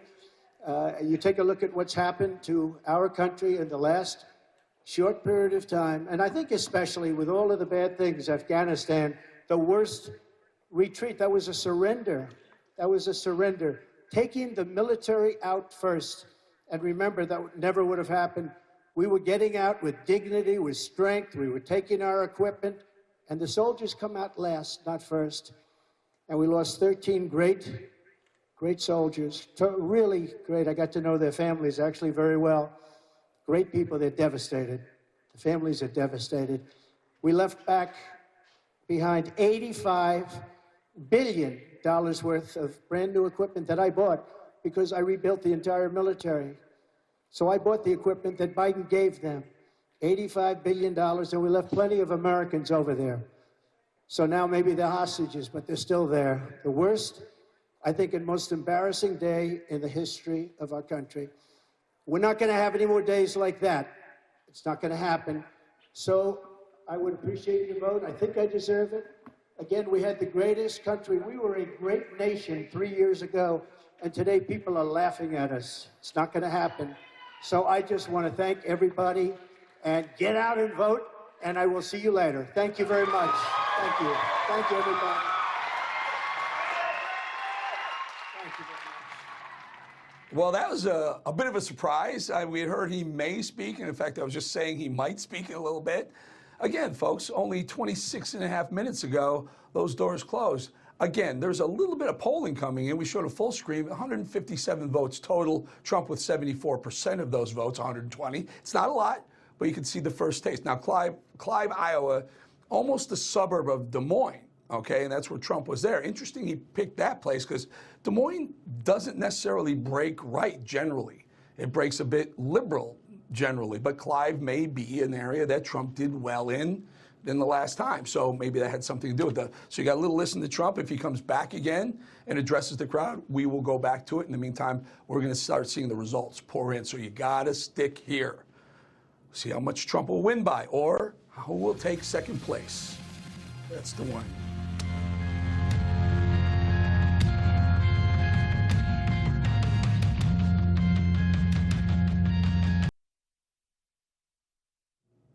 All right, we're going to take a listen in to Vivek Ramaswamy, who's speaking right now as well. Listen. Starting on day one, that is how you drain the swamp. You want to drain the swamp, here's how we're going to do it. Government agencies like the FBI, the ATF, the CDC, the U.S. Department of Education. I'm not giving the FBI a new building, no. We're going to get in there and actually shut it down. That's how you revive the integrity of a constitutional republic. 8-year term limits for the bureaucracy. I won't use last year's budget as the baseline, which is based on the year before. No, we're going to start the baseline. Iowa caucuses are underway, as we said. Now we're 31, almost 32 minutes into it. Snow's covering the ground in below zero temperatures, but that's not stopping voters from showing up. Let's go to Newsmax host Tom Basile. Tom, the excitement is building. Tell us what you're seeing. Absolutely. And Eric, I just want to point out, what you're seeing right now is what makes Iowa so special. When you're talking about a primary, right, you're voting all day, candidates aren't allowed at the polls. But here you just heard the former president of the United States there with the grassroots, with the voters, making his case directly to people. Many of those folks could be undecided. He's actually swaying votes right now while he's in that precinct. We don't really see that anywhere else in our process. Tonight is really a very, very special part of our electoral process, and very unique. As you mentioned, over my shoulder, we're seeing and we're watching some of these early returns come in here. I've spoken with the chairman of the state Republican Party. He doesn't think the weather's going to be a factor. He thinks that they're going to have very robust turnout. Eric, for me, I'm watching those counties that have high percentages of evangelical voters to see whether or not Ron DeSantis is going to be able to have a strong second finish here. I'm looking at whether or not you're going to be able to see any kind of trends in the suburbs or in the cities, which tend to be a little bit more moderate, whether or not that bodes well for Nikki Haley. And then, of course, in 48 of the 99 counties in Iowa, there are less than 15,000 residents.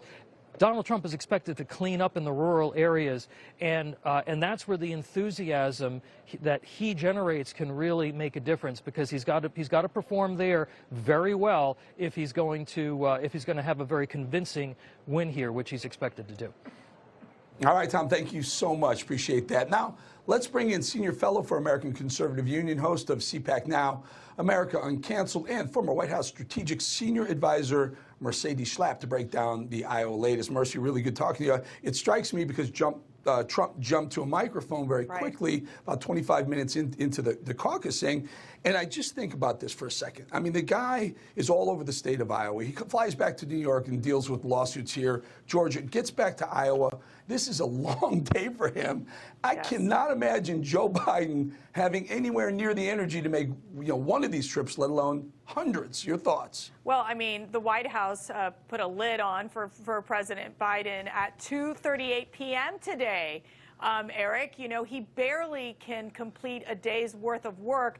This is while you're seeing, for example, the Iranians attacking the U.S. consulate or near the U.S. consulate in Iraq. I mean, clearly there's activity happening in the Middle East that is very troublesome, I think, for American national security. And you see a president asleep at the wheel. Contrast that with President Trump, who is facing all these legal issues, who is out there actively campaigning day in and day out. And I got to tell you, I mean, the president. I worked for the president. He thrives on adrenaline. I mean, he is focused. He has a mission to accomplish here, which is to obviously win the Iowa caucus and then move forward to the New Hampshire caucus.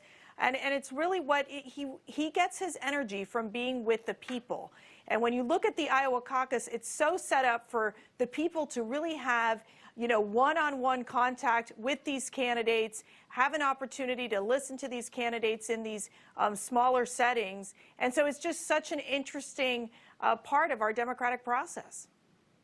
The early returns are showing Trump with substantial leads. They're very early, obviously. I don't think there's any question it's going to be Trump up top, but you think it's going to be Trump, Haley DeSantis or Trump DeSantis Haley?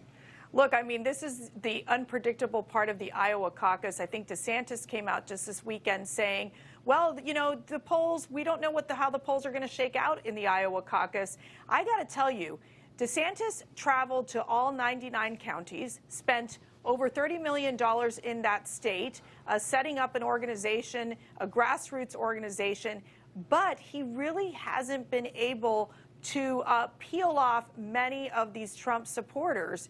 I think Nikki Haley, with this infuse of money that came into her campaign, is helping her set up more of a structure in Iowa. Will that be too late? I'm not so sure. She looks like she's ahead, and I think that there's two camps here. There's a Trump camp and then the anti-Trump camp, and the anti-Trump camp, I believe, is solidifying with Haley as opposed to DeSantis. Yep. I do think more evangelicals, as I've seen in these polls, have shifted towards Trump. He has growing momentum with the evangelicals, which DeSantis was counting on that vote to win, Eric.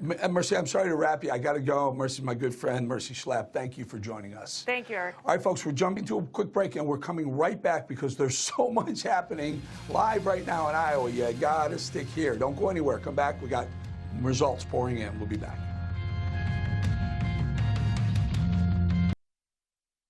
Welcome back to our special coverage of the Iowa caucuses. Let's go right to Iowa GOP operative, Trump 2020 senior advisor, and Trump 2016 Iowa State Director, Eric Branstad. He joins us now. Eric, I'm watching the Iowa GOP website. Trump has a very commanding lead across the state. I mean, massive. I don't know that this thing isn't over yet. All right, Eric, you're on the ground. Tell us. Talk to us. I'm here at my caucus, Des Moines 38, right now. They're discussing. We are about to vote. This is my ballot. We've got a tremendous amount of Trump supporters here tonight. There's a little bit of everybody. I've noticed some what we would call Democrat crackers that have come to my precinct. You can hear the clapping in the background. They're getting ready to do the vote. The speakers are starting to speak on behalf of their candidates now. We're throwing up one of the full screens as I expected. I don't know if you're watching. I was on earlier. It strikes me as that Nikki Haley was never going to perform well in Iowa. I don't care what the numbers were showing. I look at people. I don't look at polls. It's pretty clear. Trump is going to wipe the field. DeSantis is going to show a decent number, though. Eric, what are you guys hearing about DeSantis? They've been on the ground for the last 9, 10, 12 months and spending crazy money for Iowa. With all that, he's going to do. I believe he's likely to get second place ahead of Nikki tonight. We'll see if her momentum here just recently and amongst some of these crashers here tonight can be enough for her. But Trump's going to win big here tonight. He's going to win big at my caucus, and we're seeing support like we've never seen. I've been told tonight by folks that they would have crawled over broken glass in order to be here tonight. Eric, what's the other issue? What's the main issue for the voters? What did they like the most about Trump that you were hearing?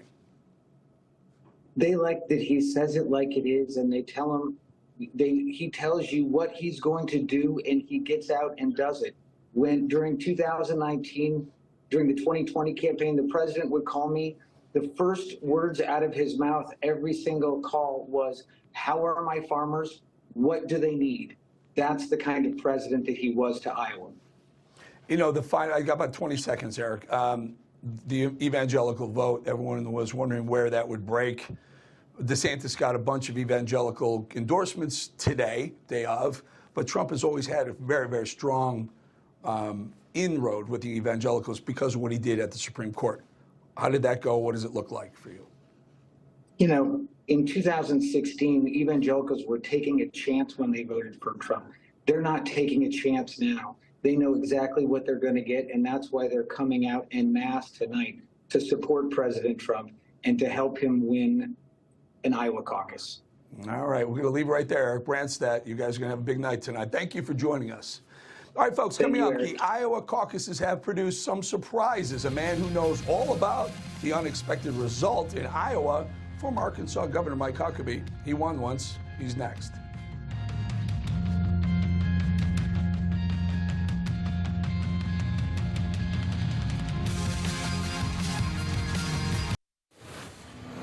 Joining me now on a very, very special night is a very, very special person who actually won the Iowa caucuses a while ago.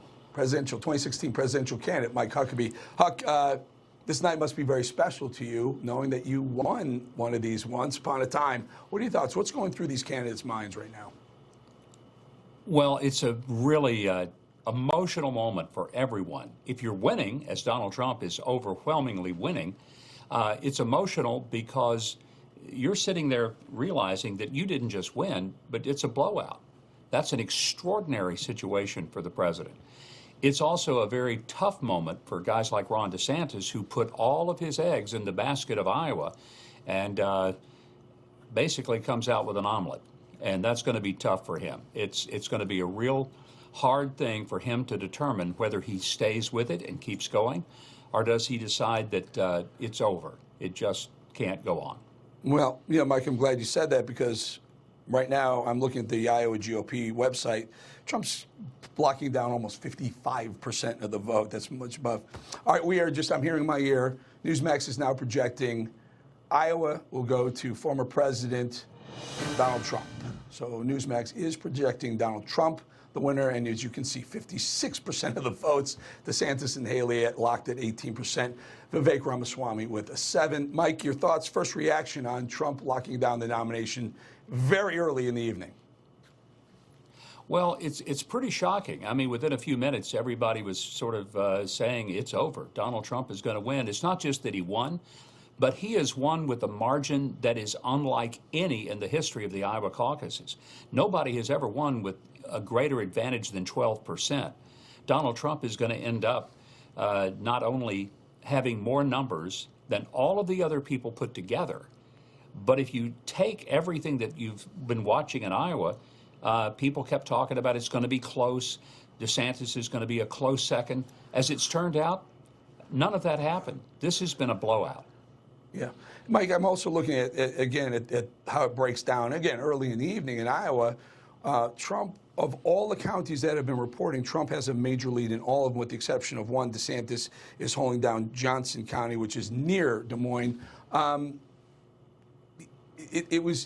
lot of people thought it wouldn't be. By the way, I think I said nomination before. I meant he locked down the Iowa caucus as the first win, taking him into next week. So your thoughts on this widespread, it's kind of blanketing the state of Iowa, and how does that play into New Hampshire in a week and a day? I don't know that Donald Trump will do as well in New Hampshire, but I still think he will win it. And coming out of Iowa this strong, I think his numbers are going to be better than had been projected.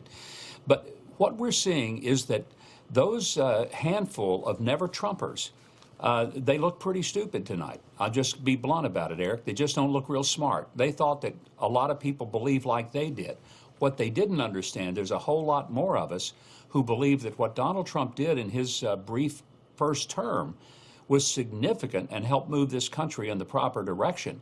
And now they're wanting to have him back, and they realize nobody has put up with the headwinds he had to put up with, having the FBI, the CIA, having basically every government agency, Congress, the media, the social media companies conspiring to try to take him down. I think they say, who else could put up with that nonsense and still get out of bed in the morning? Donald Trump's proven that he can do it, and he has done it. Mike, another thing is the energy. I asked Mercedes Schlapp about it in the last block, but the energy that it takes to do what he did. And again, dealing with flying back to these various jurisdictions to represent himself in court, and then flying back to Iowa, and then having such a major, what looks like an absolute blowout victory. Guy's got a lot of energy, and all those people who question whether or not he's 77 and Biden's 81, and if there's much of a difference, there is quite a difference when you look at those. Yeah, nobody has to help Donald Trump off the stage. He doesn't turn around and look around and say, which way do I go? He can read the teleprompter, and he can go off script and deliver some of the most amazing lines of any candidate I've ever seen. So you're right, absolutely on target about his energy level, Eric. And I think people saw that before. They're seeing it in this campaign. And again, to go through all that he's going through and yet still be able to answer the bell round after round is indicative of the kind of person you want sitting in the Oval Office, not the guy that doesn't even know that his defense secretary is sick for 10 days. I got about 30 seconds or so, and this is a double question. At what point does Trump say, this is who my VP will be? And then the more important question to me, Mike Huckabee, I think Sarah Huckabee Sanders wouldn't be a bad choice at all. Is there any discussion of that? I don't think so. Look, she's just completed her first year in office, and I think she is very committed to doing this job and wants to get some time under her. She may be a great potential one of these days. But Donald Trump doesn't have to make his decision anytime soon. I think he's smart to play this out, take time, fully vet the person he wants, and I have every confidence he'll pick a good one. All right. All right, Mike Huckabee, thank you for joining us. Thanks, Eric. All right, folks. Trump projected as the winner tonight by Newsmax. More results and coverage coming up. Don't go anywhere.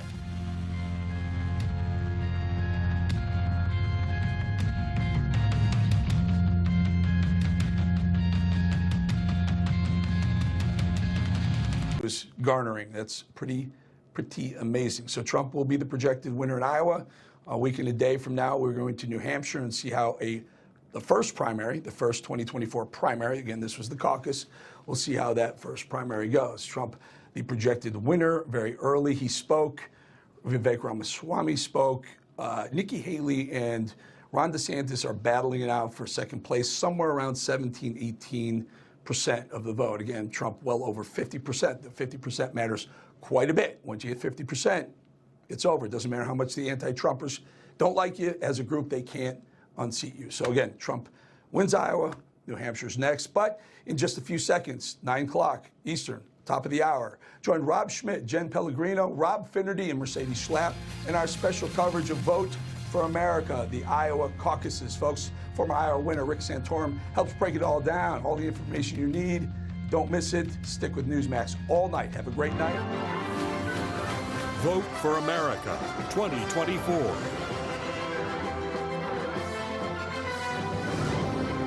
Iowa Republican presidential caucuses. Hi there. Welcome to Newsmax's Vote for America coverage on this Monday night. I'm Rob Schmitt. And I'm Jen Pellegrino.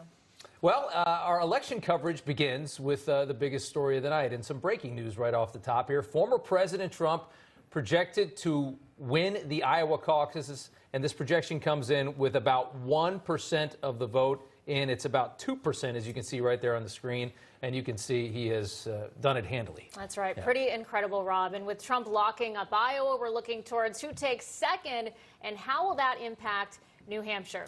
Joining us tonight, senior fellow at the American Conservative Union, Mercedes Schlapp, along with Wake Up America co-host Rob Finnerty. Great to have you all with us tonight. We also have senior political analyst Rick Santorum with us throughout the night at the board. No one knows Iowa as well as he does. And folks, big night. Yeah, it is. We bring it out here to the table, widen out the shot a little bit. Let's start with Mercedes Schlapp. Yep. That was big fast. night. I was going to say. About a half hour, and it's, we came out, we're like, how do we? Okay, I got a text, and it was like, that was quick. I mean, for President Trump. So now what are we looking at? Who's going to win second place? That has been the big question of the night. And you're going to see Haley and DeSantis, you know, basically saying, I'm going to exceed expectations in Iowa. But what we've noticed is that with DeSantis, he has spent a lot of money, over $30 million. He has gone to all 99 counties in Iowa. He's had a very sophisticated ground game, despite what I would say has been a very chaotic campaign organization, as we saw with his super PAC. And then Nikki Haley, I think, has an opportunity here to win with a lot of these highly educated voters, these suburban districts. We're looking at counties like Dallas, Story, Johnson, and Polk County. Let's see if she outperforms in that area. So it's going to be, I think, neck and neck between DeSantis and Haley. But does it really make a difference as we continue down caucus and primary lane, you know, as we're going into New Hampshire and all these other states? Rob, what do you make of this? You know, you look at Nikki Haley, and there's been some question about, you know, Democrats can change their party registration today in Iowa. They could go out and vote in the caucuses. You know, we could see that benefiting Nikki Haley. We could see independents and Democrats. We've heard about 50% of Nikki Haley's voters said they would vote for Biden over Trump. So really interesting. How do you think that plays out in the race which is now really raced for second. Well, I think 15 minutes ago we were talking about the weather still. Now we know that Donald Trump's won this race. The question, Mercedes, to your point, is what's the percentage that he wins by? Right. Okay, that's going to be really important. It's not really important. Well, Rick Santorum thinks that if he's not over 50%, Rick then it's Santorum is not right. I know he's in the room with us, but he's not correct on this. The reality is a victory for Donald Trump. If he wins Iowa, it puts him in a strong position. He will have the momentum going into New Hampshire. New Hampshire is a very tricky primary, which we'll get into. Yes, 8 days later. Shortly. Plenty of time to talk about that. And then what's the gap between first and second and third? Because that's going to matter as well. Mercedes already throwing some jabs at Rick Santorum here, who we're going to need with us for the next 2 hours and 57 minutes. Rick, we apologize for that, but let's talk about some of the numbers coming in here. I mean, let's take a look at it. Go ahead, Rick. All right, so I'm ready to give a little counter jab here. It is important because the two scenarios that are yet to be determined is, number one, does Donald Trump reach 50? Why does that matter? It's all about the narrative. Early primaries are not about delegates. I mean, we'll have delegate counts here. There are 40 delegates to a portion.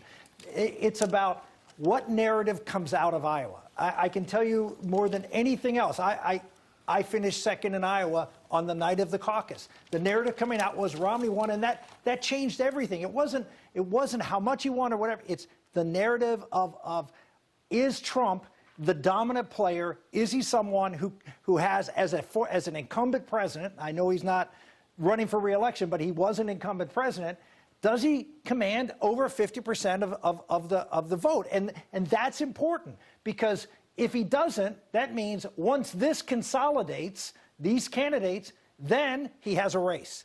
If he's at 57, 58, then it looks a lot harder going into whatever state into the future. This is a conservative state. This is a state that actually probably leans. It's certainly evangelical, more evangelical, which is a big part of Trump's base, but it's also a big part around DeSantis's base. So it's not the most favorable state for Trump. It's probably right in the middle, I would say. So it does tell you where Trump is vis-a-vis the entire field. And if we look at this, that's number one. Number two is who wins this battle. Pretty close battle right now, about 2% in. But if these folks finish in the teens, no matter, in my opinion, no matter who wins there, that's a 40-point win, because he's at 57. If they finish in the 30s and he's at 44, that's not a dominant win. That shows that there's room here for someone else to take on Trump. So with all due respect, it's not just winning, because this field is going to consolidate, and probably very quickly, particularly if Nikki Haley wins this race, comes in second. I don't see a path forward for DeSantis. This race could narrow very quickly, and all of a sudden, Trump at 44 going into New Hampshire doesn't look as strong as Trump at 57. And Rick, real quick, just, I mean, we were talking just before we started the show. You said that, I think, a college town had come in that you said was probably one of the more moderate, left-leaning towns. Yeah, this is Johnson County. Johnson County is where the University of Iowa is. And it's a county that Marco Rubio won 4 years ago. We can go back to that. If you look 4 years ago, that's this county right here. Marco Rubio won it 4 years ago. You go back to 2012. 2012, it was Mitt Romney. If you go back to 2008, it was Mitt Romney. So it's a moderate Republican county. It is exactly tailor-made for Nikki Haley to do well in, and it's a pretty good-sized county. And this county right above it, which is Lynn County, which is Cedar Rapids, another densely populated county. Again, Nikki could do very well here. And going back here, which is Polk County, again, a lot of population there. She could have really strong numbers there to keep the Trump number down and threaten DeSantis for second place. Okay, Rick Santorum, we'll be back to you plenty, I'm sure, as these numbers continue to roll in. We appreciate it. All right, our Caleb Park is on the ground at a caucus site in the western part of this very cold state. This is Mills County, a county that has not reported, I don't believe at this point, any votes yet. He's in the town of Glenwood. Caleb. Hey, Rob. So I'm at Glenwood High School. We just wrapped up voting in under an hour, and all 5 precincts that are meeting here in the auditorium, in the cafeteria, and the library went for Trump, just like Newsmax projected that Trump will win the caucus. That was reflected here in Mills County as well. It was carried for Trump in 2016. There's been a lot of excitement for the different candidates, and it's been really cool to see Iowans being Iowans, neighbors coming together, choosing their candidates. And right away, I could see that Trump was winning the swag caucus. There was a lot of Make America Great Again hats, T-shirts, and so that was reflected in the voting. And even when it came to speaking for their candidates, some of the other candidates, Ron DeSantis and Nikki Haley, didn't necessarily have as much passion as the Trump supporters did, and applause in this room, in this auditorium. And Caleb, among the issues too, the biggest ones being the economy and the border. I heard that from voters across the candidates. That's a red state. Yeah, absolutely. That's that should be most states, but that's certainly a red state. Caleb, thank you so much. We appreciate it. All right. Thank you, Caleb. Well, we've got the eastern part of Iowa covered as well. We head to Black Hawk County and Waterloo, Iowa, where Addison Smith is standing by. Addison, I know that Black Hawk has not yet called any results either. Tell us, how are the people feeling there? Yeah, well, I've just heard from 2 of the precincts here. Black Hawk County, there's 59 precincts. Here in Hoover Middle School, 6 of those precincts are reporting at this school. 2 of them so far have both gone for Trump, and Haley looks like in second place in both of those. Again, these are unofficial counts, so we don't know for certain, but it looks like Trump is taking first so far in these 6 precincts at Hoover Middle School, followed by Haley. Another precinct earlier actually had Vivek in third and DeSantis in fourth. Now, Haley and DeSantis, obviously, you know, we've been calling it a race to second. That seems to be obvious by now, especially with Trump being projected as the winner.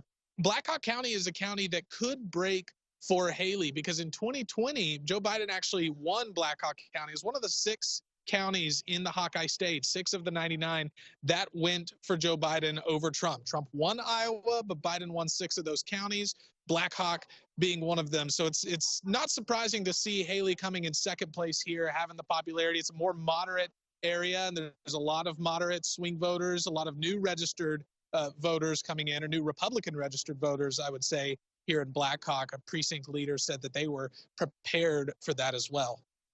Listen, real quickly, any voters that you met this evening that said they were waiting to decide until tonight, that they hadn't made up their minds yet? I did talk to one gentleman who said he was sort of on the fence, but he was leaning towards Vivek. Most of the other people I've talked to have had their mind made up. I've talked to several people who were backing Haley, several Trump, several DeSantis. A good mix of the people I talked to, but when the votes come down to it, it looks like Haley is taking second place here so far in this caucus location. All right, very interesting. Addison Smith, thank you so much. And now moving right along, Sebastian Gorka, former White House advisor to Donald Trump, joins us now. Sebastian, great to have you with us. Trump just posting on Truth Social that he is honored and invigorated. Again, 30 minutes in, Trump projected to win Iowa. Your initial thoughts here? MAGA all the way. That's what I posted, MAGA all the way. So this is just the vindication for President Trump. I mean, utterly. It tells you that what they've tried to do for the last 3 years to prevent the American people from re-electing the man who's got more votes than any human being for the president. I mean, just add up 16, add up 20, and you've got over 133 million votes for the president. And they want a do-over. They want a mulligan for 2020. This time, we don't have COVID to cover out the mail-out ballots. We don't have the shenanigans of Mark Zuckerberg and others. So here we have a very simple message to everyone. America First is alive and well, and this is now a America First MAGA party. This isn't your granddad's blazer-wearing, bow-tied Republican Party. This is a Donald Trump America First MAGA movement. Sebastian, you know, I think what's really been fun to watch is the vigor that he has for this race. I mean, he could sit back with these poll numbers and just kind of get lazy.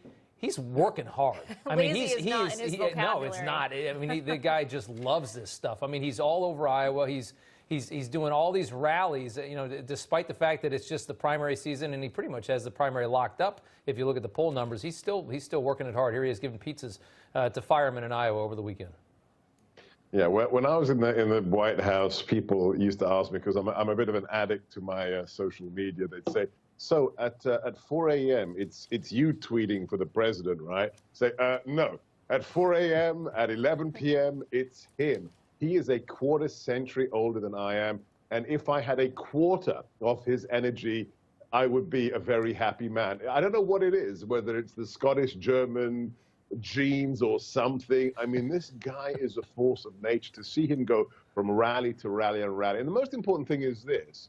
When I was in Mar-a-Lago just before Christmas, I was the kind of warm-up act for the president at an amazing event for Mums for America. And he comes in, he gets an award and he gives a little speech. And he makes a joke about what they're doing to him.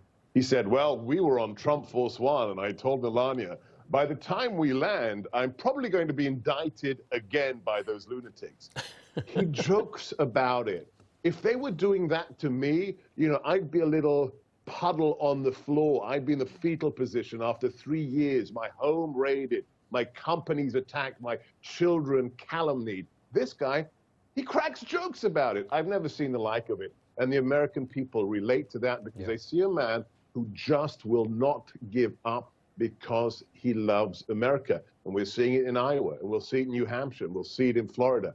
They want him back. They want 45 to become 47, and it's up to us, God willing. Yeah, the attacks only seem to energize him more. I've heard a lot of people say he's like Popeye and spinach. The more they go after him, the stronger he gets, and the more people start to stand behind him. Sebastian Gorka, always great to see you. Thanks for being with us tonight. God bless you and the viewers. Thank you, guys. You too. Well, national correspondent Mike Carter is in Clive, Iowa. It's a suburb of Des Moines.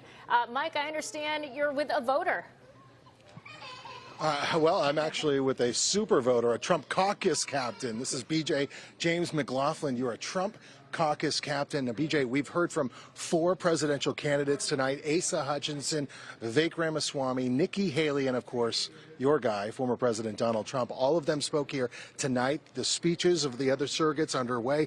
We're about to start caucusing for real. We're supposed to start voting here in a few minutes. Right.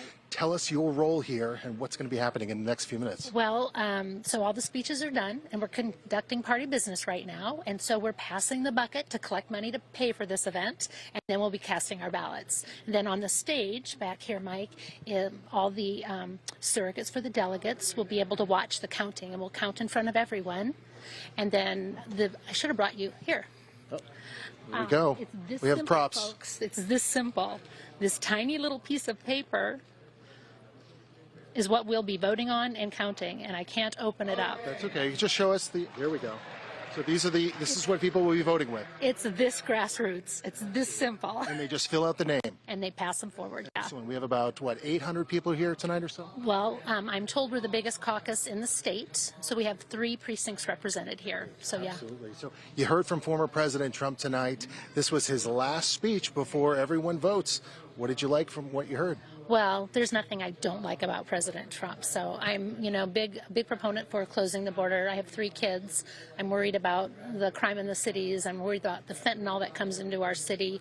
We're at an intersection of Interstate 35 and Interstate 80. So we see a lot of bad things happening, even though we're in Des Moines, Iowa, right? So, yeah. All right. So, and then lastly, for our audience, you're a captain. So you kind of have to be the sheep herder tonight and kind of maybe even get some people over to your side. How are you planning on doing that? Well, it's not something that happens tonight. It's something that's been happening for months and months and months, So that's what we've been up to. And you're confident that you have the votes you'll need to win this county tonight? We'll see. All right. and we're just part of one part of Polk County. Sure. So, and Polk County is the biggest county in the state. All right. Well, there we go. He is the front runner. We'll see what happens tonight here in Polk County and across the state. Right. It's looking good for him. This could be great. We're very excited. It could be a historic night for former President Trump. We'll send it back to you guys. They're planning on it. We're planning on it. Thank you. That's good stuff, Mike. Thanks so much. Earlier tonight, former President Trump made a surprise visit in that same town, Clive, Iowa. Take a listen. But we had a country like we've never had. We had the most successful country we've ever had. We had the best economy we've ever had. And it was an honor to have won your state twice. We won twice, and we won decisively. So the question is, are we going to hear more from the former president tonight at some point? Is he going to jump in front of a camera somewhere? Yeah. It'd be nice to hear what he has to Take say a victory about lap. this. I think the American exactly. people want to hear from him. Yeah. Well, results from Iowa's smaller counties are expected to continue to roll in, and we'll keep you updated after this short break. Stay with us.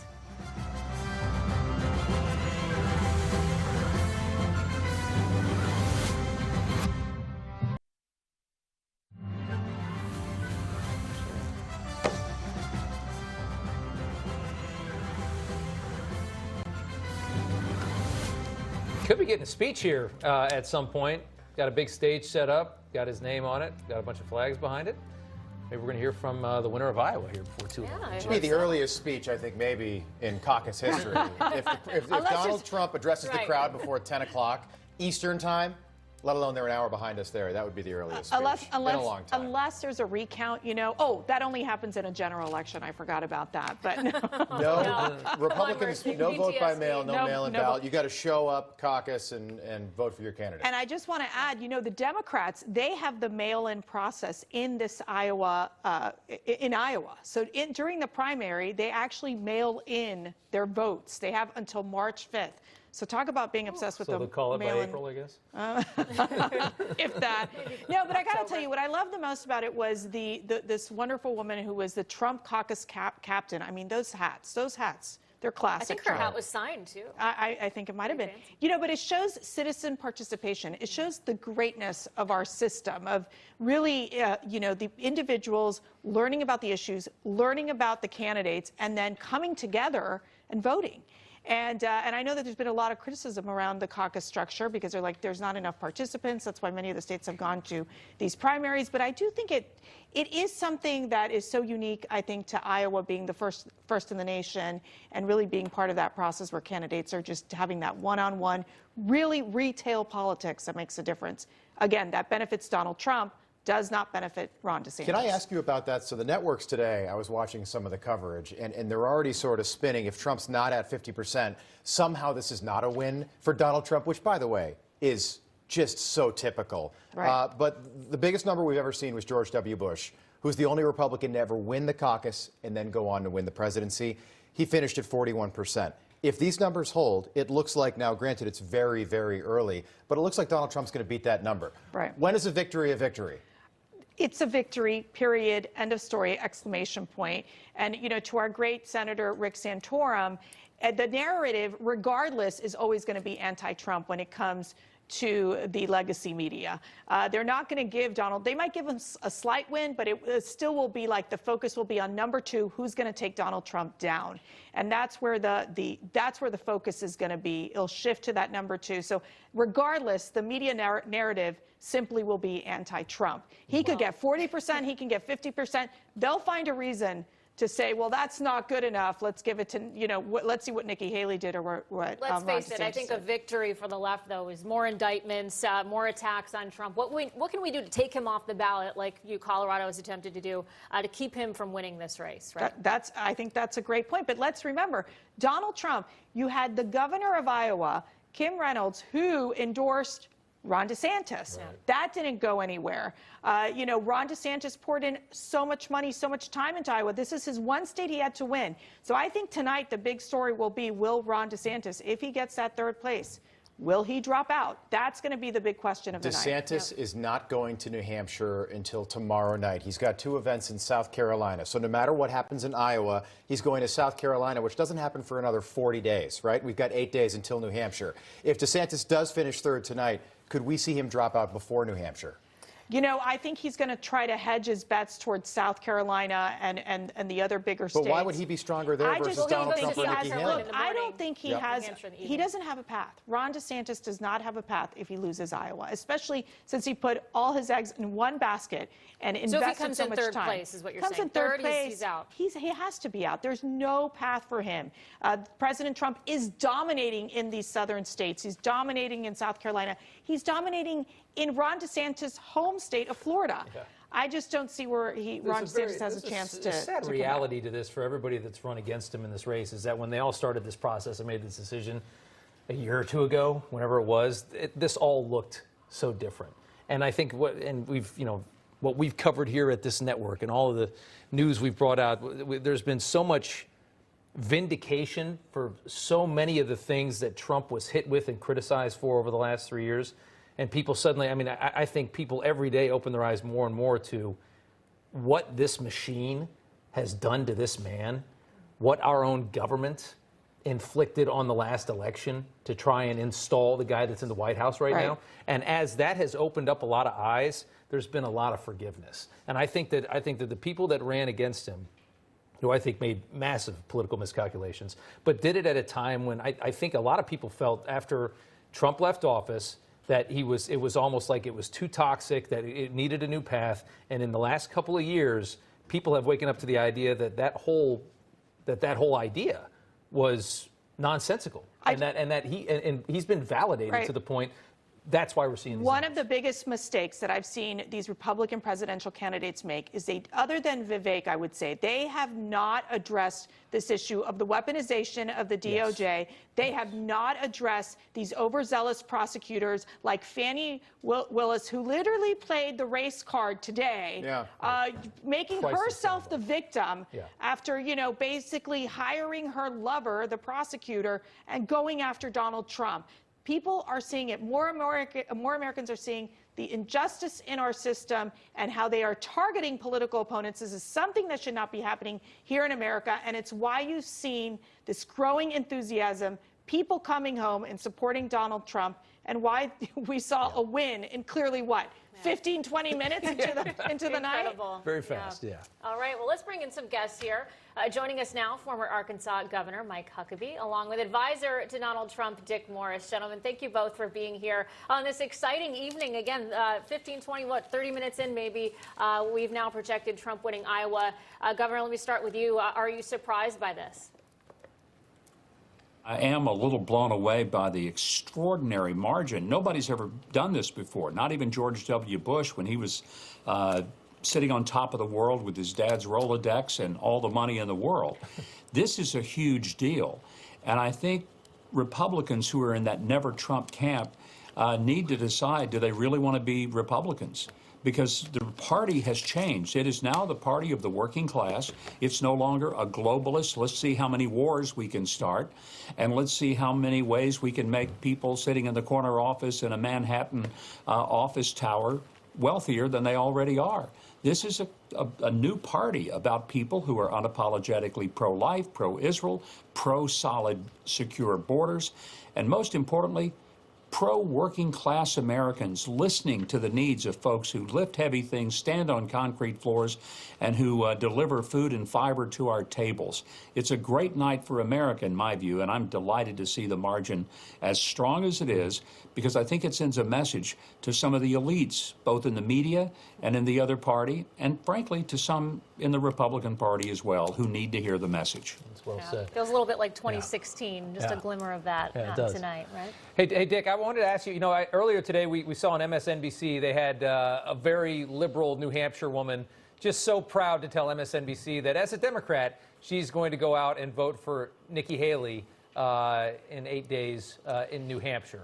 I want to know your prediction of what happens in that state with a much different electorate and a much different system than the one that we saw tonight. Well, first of all, it is an honor to be here with Mike Huckabee, who won the Iowa caucuses when he ran for president. And bless him. And I was so thrilled at that, and I'm thrilled tonight. I think that all of the establishment that railed Donald Trump are going to go no place. There is a deliberate effort by Nikki Haley to hijack the Republican primary by persuading Biden Democrats to come into it and vote for Haley. After they vote for Haley, they can take the button off and put the Biden button back on. But the idea is that they would try to deliver New Hampshire to Nikki Haley as a way of stopping Trump. That's not going to succeed. What's going to happen in New Hampshire is what's happening here in Iowa, an absolute blowout, because the average voter is so much strongly in favor of Trump than the media is. And constantly the media is being shown up by this. I don't care who comes in second. I don't care who comes in third. Donald Trump is going to come in first, and he's going to go right on to win this. This is going to be a short knockout compared it to a Mike Tyson fight, for those who are old enough to know it. Governor Rob Finnerty, just a question as we wait for more numbers to come in. The record, I think, was back in 1988. Bob Dole beat Pat Buchanan by 12 points. Do you think that Trump beats that number tonight between he and whoever finishes in second place, Nikki Haley or maybe Ron DeSantis? I mean, it appears that all of the other candidates put together are not going to be within 12 points of Donald Trump tonight. His is a runaway. And I think it's just, again, a very clear, bold statement. And when the media wake up in the morning and they try to analyze this on some of those networks where they hate Trump, it's going to be fun because there's going to be some loud noises going off in your television. It's going to be the heads exploding of some of these left of center, far left media types who still don't get it, why Donald Trump is effective. And I told people 8 years ago, walk into a Waffle House on any given morning at 10 o'clock and there'll be 4 guys sitting at a booth and they'll be talking. And then they'll look around and they'll lean forward into each other and they'll whisper something. What they just whispered, Donald Trump goes to the podium and says it out loud in front of 50,000 people in a rally, and that's when they say, that's my man, that's Donald Trump. He understands what we're feeling. No question about it. Governor Mike Huckabee, Dick Morris, thank you both for being with us tonight. Great to see you. And coming up, Nikki Haley and Ron DeSantis, very different campaign strategies. So who will be more successful tonight? It's a race for second at this point. We'll discuss and debate coming up next. Plus, we are full steam ahead to New Hampshire in the next hour. We look ahead at that state's primary, which takes place next week. Stay with us.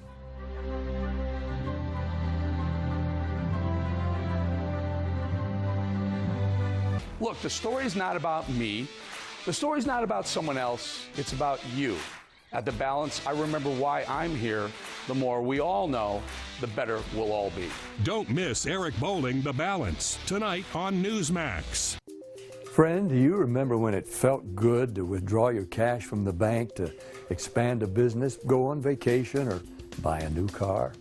Well, today, withdrawing your own cash has become a very risky business, according to The Secret War, a shocking new research report.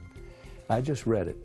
And folks, I was amazed to learn why banks are now required to spy on us for the government and then report any suspicious or unusual behavior. I suggest you get The Secret War free. Just call the number on the screen, no charge, from the folks at Swiss America. And get this, did you know simply spending cash today may be enough to have you branded as a potential criminal? That's right. The new war on cash is really a war against all freedom-loving Americans. The Secret War is yours free, so call the number on the screen and you can tell them Pat Boone gave you the number. One of my favorite supplements is Cunol Turmeric. Turmeric helps with healthy joints and inflammation support, and Cunol has the #1 doctor-recommended form of turmeric. Cunol, the brand I trust. Israel is under attack. The war against Israel began with the murder of hundreds of precious children. In this orphanage bomb shelter, we're praying for God's help, praying to Avinu Malkeinu, our Father, our King. Countless Israelis are enduring the devastating anguish of lost loved ones. Thousands of rockets have forced over 100,000 Israelis to become refugees in their own homeland. Israeli families are in crisis. The International Fellowship of Christians and Jews is on the ground, reaching Jewish people of all ages, children, mothers, the elderly, even Holocaust survivors. But we can't do it without you. Your gift of $45 will make sure that the people of Israel have mobile bomb shelters, emergency supplies, and the hot, nutritious meals that they so desperately need. Our teams are working on the ground, often at great risk to themselves. They're delivering meals to the elderly and families who are living in bomb shelters. This would be an incredibly important time for all of the friends of the International Fellowship of Christians and Jews to stand with our friends in Israel. Let them know that we are not only praying for the peace of Jerusalem, but we're also praying and acting in their interest because we believe it's what God would have us do. I simply can't stress enough the urgency of this situation. It's more dire than ever before. This is your moment. This is your opportunity to make a life-saving difference. It's your prayers and gifts that give hope to the people of Israel. Call, scan, or visit our website now to make your life-saving donation. All right, welcome back, everyone. You're taking a live look at the Trump podium there in Des Moines, Iowa. We are awaiting remarks from the 45th president after Newsmax has projected he has won the Iowa caucuses. Well, let's bring in Trump 2024 National Press Secretary Caroline Leavitt and news director and host at KXEL Radio, Jeff Stein. Welcome to you both on this exciting evening. Caroline, let me start with you. I saw you on Wake Up America this morning. You know, there's been a lot of talk about this race. There's been a lot of focus on Nikki Haley surging, but early calling it for Trump about 30 minutes in. Your thoughts tonight on this exciting evening? This is a historic night for President Trump and for the America First movement, for millions of Americans across this country, not just in Iowa, who believe in him and believe in his message to restore greatness in our nation. This is also a deafening blow to the Republican establishment, who has wasted hundreds of millions of dollars on the failing campaigns of Ron DeSantis and Nikki Haley. It is time for both of them to pack it up, to unify, and to go back to their respective states. This is a wake-up call to the liberal mainstream media, who has been denying for years that President Trump is the inevitable nominee and the leader of the Republican Party. And lastly, tonight sends a sharp warning to the Biden regime, who has done everything they possibly can to bend the laws of our justice system to target President Trump and to attempt to imprison him and to remove his name off of the ballot. Tonight sent a very strong message to them that the American people have had enough. We are sick of this two-tier system of justice. We want President Trump to secure the border, restore peace, and rebuild our economy. So tonight is certainly a great night, and now it's on to New Hampshire, Your my home great state. home state, where I have no doubt, yes, that the enthusiasm will continue. Hey, Jeff, from KXEL Radio, local in the state of Iowa, perfect person to talk to in a moment like this. I want to get your, I mean, right now we're looking at numbers coming in. It's obviously still very early. A few points have come in at this point.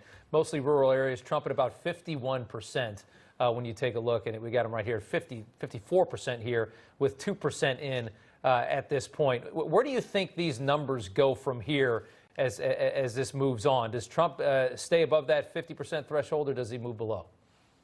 Boy, it's going to be hard for him to stay above 50% just because no one has ever done it. Only twice in a contested caucus has a winner topped 40%. You mentioned George W. Bush in 2000. In our first presidential caucus in 1976, Gerald Ford got 45%.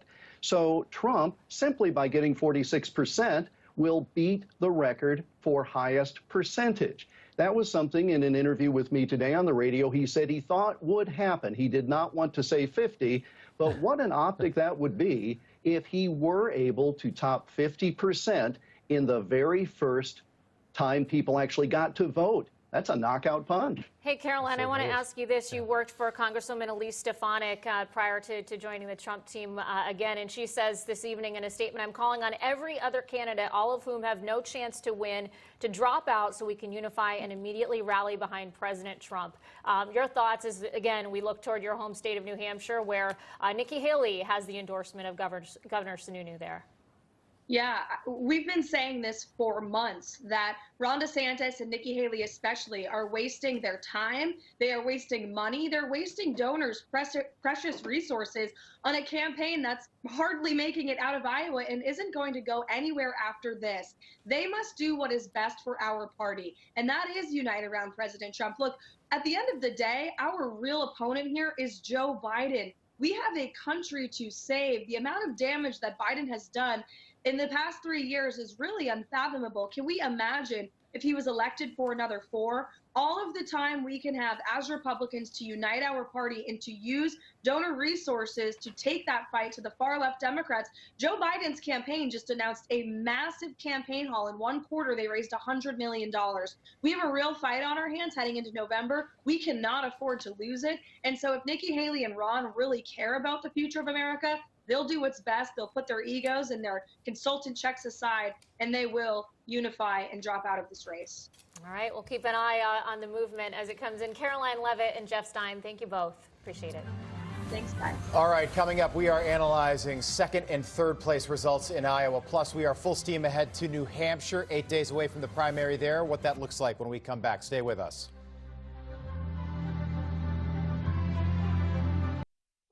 Welcome back, everyone, to our Vote for America coverage. I'm here with my friend Rob Finnerty. Rob, yes. Great to have you here. Not Rob Schmidt, Rob Finnerty. Right, the other Rob, yep. Rob Finnerty. Morning, Rob, and Mercedes Schlapp. And we are also joined now by CPAC Chairman Matt Schlapp. We got both of the Schlapps in the house tonight. Where are the kids, Schlapp? I don't even know where the kids are at this point. Lucky us. I don't think you could fit 5 of them under this table. Great to have you with us, Matt. Historic night. Big night. So far, and we're just getting going. Let me tell you, people should be pumped out there who've watched a year of Donald Trump being dragged into this courtroom, into that courtroom, making these outrageous prosecutors famous household names, the attempt to destroy him in every conceivable way, and then all this money comes in from all these donors who just want to stop him, and he just rolls over everybody in this historic win. And I, for one, am very pumped about the fact that the system still works. The money can be against you, the elites can be against you, all the lawyers can hate you, and you can win. And it's about the people. That's the beauty of this process, right? It's about the people making their voices heard. They're basically saying, oh, I'm done with this donor class that's trying to take out my president. And I think that it will invigorate this campaign. And I think one of the things that we have to remember is there is this call of, like Caroline Levitt said, the real opponent is Joe Biden. The real opponent are the Marxists and the globalists who are trying to take down this country. That's what we got to be looking at. And I hate seeing this infighting that's happening between the DeSantis social media influencers against the Trump ones. Yeah, so the DeSantis campaign, so we made the call about 35 minutes ago that Donald Trump is winning the Iowa caucus. Don't forget, this is the first time people have the opportunity to vote for Donald Trump since Election Day 2020. So this is big. He's on pace for what will be the biggest Republican win in Iowa history if these numbers hold. Yes, it's early. Here's what the DeSantis campaign put out just moments ago in a statement. Quote, "It is absolutely outrageous that the media would participate in election interference by calling the race before tens of thousands of Iowans even had a chance to vote. The media is in the tank for Trump, and this is the most egregious example. Wait a minute. Yet that, to me, I was not expecting that from the DeSantis team. Did that surprise you? Very much so. Yeah, I'm shocked to hear that. The media's in the tank for Trump. I mean, I think, they've... Go ahead, Mercy. Rachel Maddow from MSNBC literally, had a complete meltdown on national television saying that the authoritarian movement of the Republican Party has won. This is the Donald Trump win, okay? They are freaking out. Yeah. And at the end of the day, for I think Ron DeSantis to say that, I think he's trying to relive the 2020 election night when Fox called Arizona early for Trump. I mean, for Biden. Right. They're trying to make up for that. They're trying to make up for that. Now a make good 3 years later? Yeah. I think some good momentum going into New Hampshire. The big mo. Yeah, the big mo. Let me tell you, it's a big night. It sure is. All right, folks, coming up, we are now bringing, all right, folks, coming up, we're still awaiting President Trump's remarks after this projected Iowa victory. We'll be keeping eyes on that and bring it to you as soon as the former president takes the stage. Stay with us.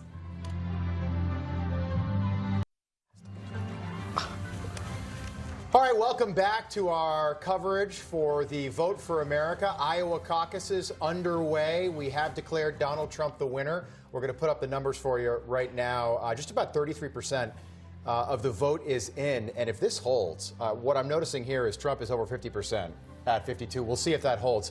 The race for second place, though, is on. Also, Vivek Ramaswamy at 8%. Does he finish in double digits? If he does, he could stay in this race. He could. Beyond New Hampshire, but shaping up to be a historic night for the former president. Can't emphasize that enough. This is not the party line. This is the first time that Donald Trump's been on a ballot since 2020. And look at the numbers. My goodness. Huge. Yeah, remarkable. Want to welcome in Republican strategist Aaron Perini and campaign manager for Senator Rick Santorum for President 2012, Steve Munoz. Great to have you both back on. Mercedes, the first question to you. Sure. Aaron, I got to ask you, because you were working for the DeSantis campaign. You were a spokesperson before for the Trump campaign. Obviously, it seems that DeSantis is really not having a great night. He just sent out a statement basically blaming the media for election interference. What's going on there? I think the DeSantis campaign is rightfully pointing out, and the Trump campaign did as well, and all campaigns do, that before people are done voting, it's hard to call a race. But what we're actually seeing here is the competitiveness between second and third that exists right now in Iowa. And really, if you look at that breakdown even more, it's about where highly educated college voters are breaking. And when you look at that breakdown between DeSantis and Nikki, those are supposed to be two of their strongest voting camps. That's really where the second place is going to end up. And it's going to be the springboard into New Hampshire. Nikki was pulling ahead in recent public polling. You've seen her. It looks like maybe she peaked a little early, but the evening is still young. So we will see what happens as votes continue to be counted, because does Trump stay above 50?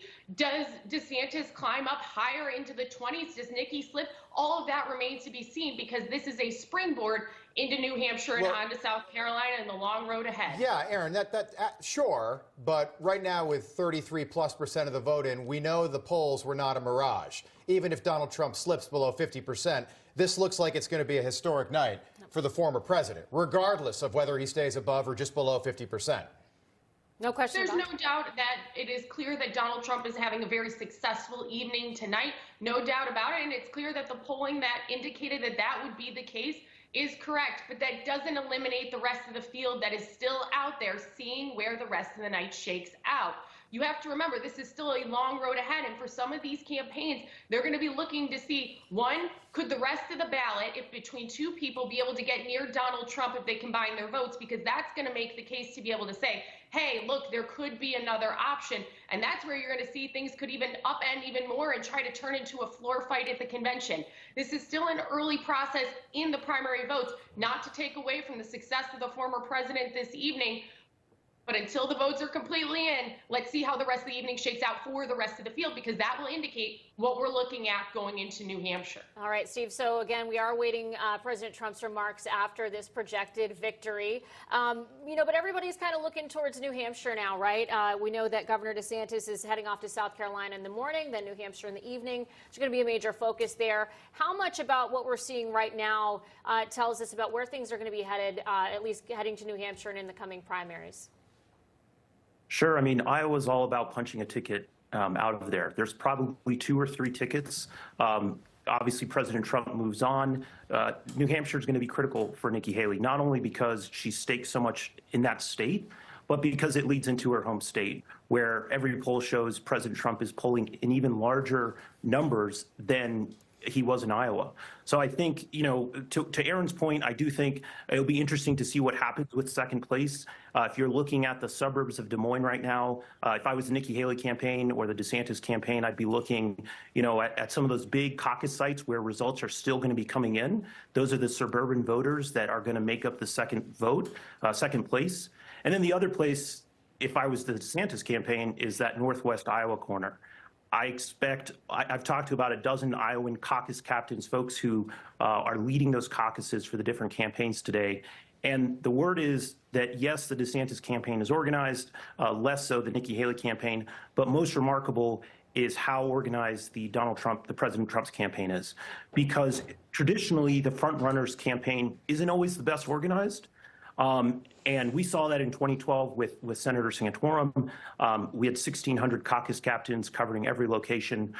We thought we were very organized, and what I've heard tonight is the Trump campaign not only had caucus captains, but they had backup caucus captains, and these folks had gone through training, and you're seeing that in the results tonight. So I think going to New Hampshire and then South Carolina, I mean, I don't know how Governor Haley, Ambassador Haley, moves on from her home state if she doesn't do very well there. And again, it seems like people came out despite the weather, and we'll be watching the numbers as the night goes on. Aaron Perini, Steve Munoz, thanks so much for being with us. Thank you.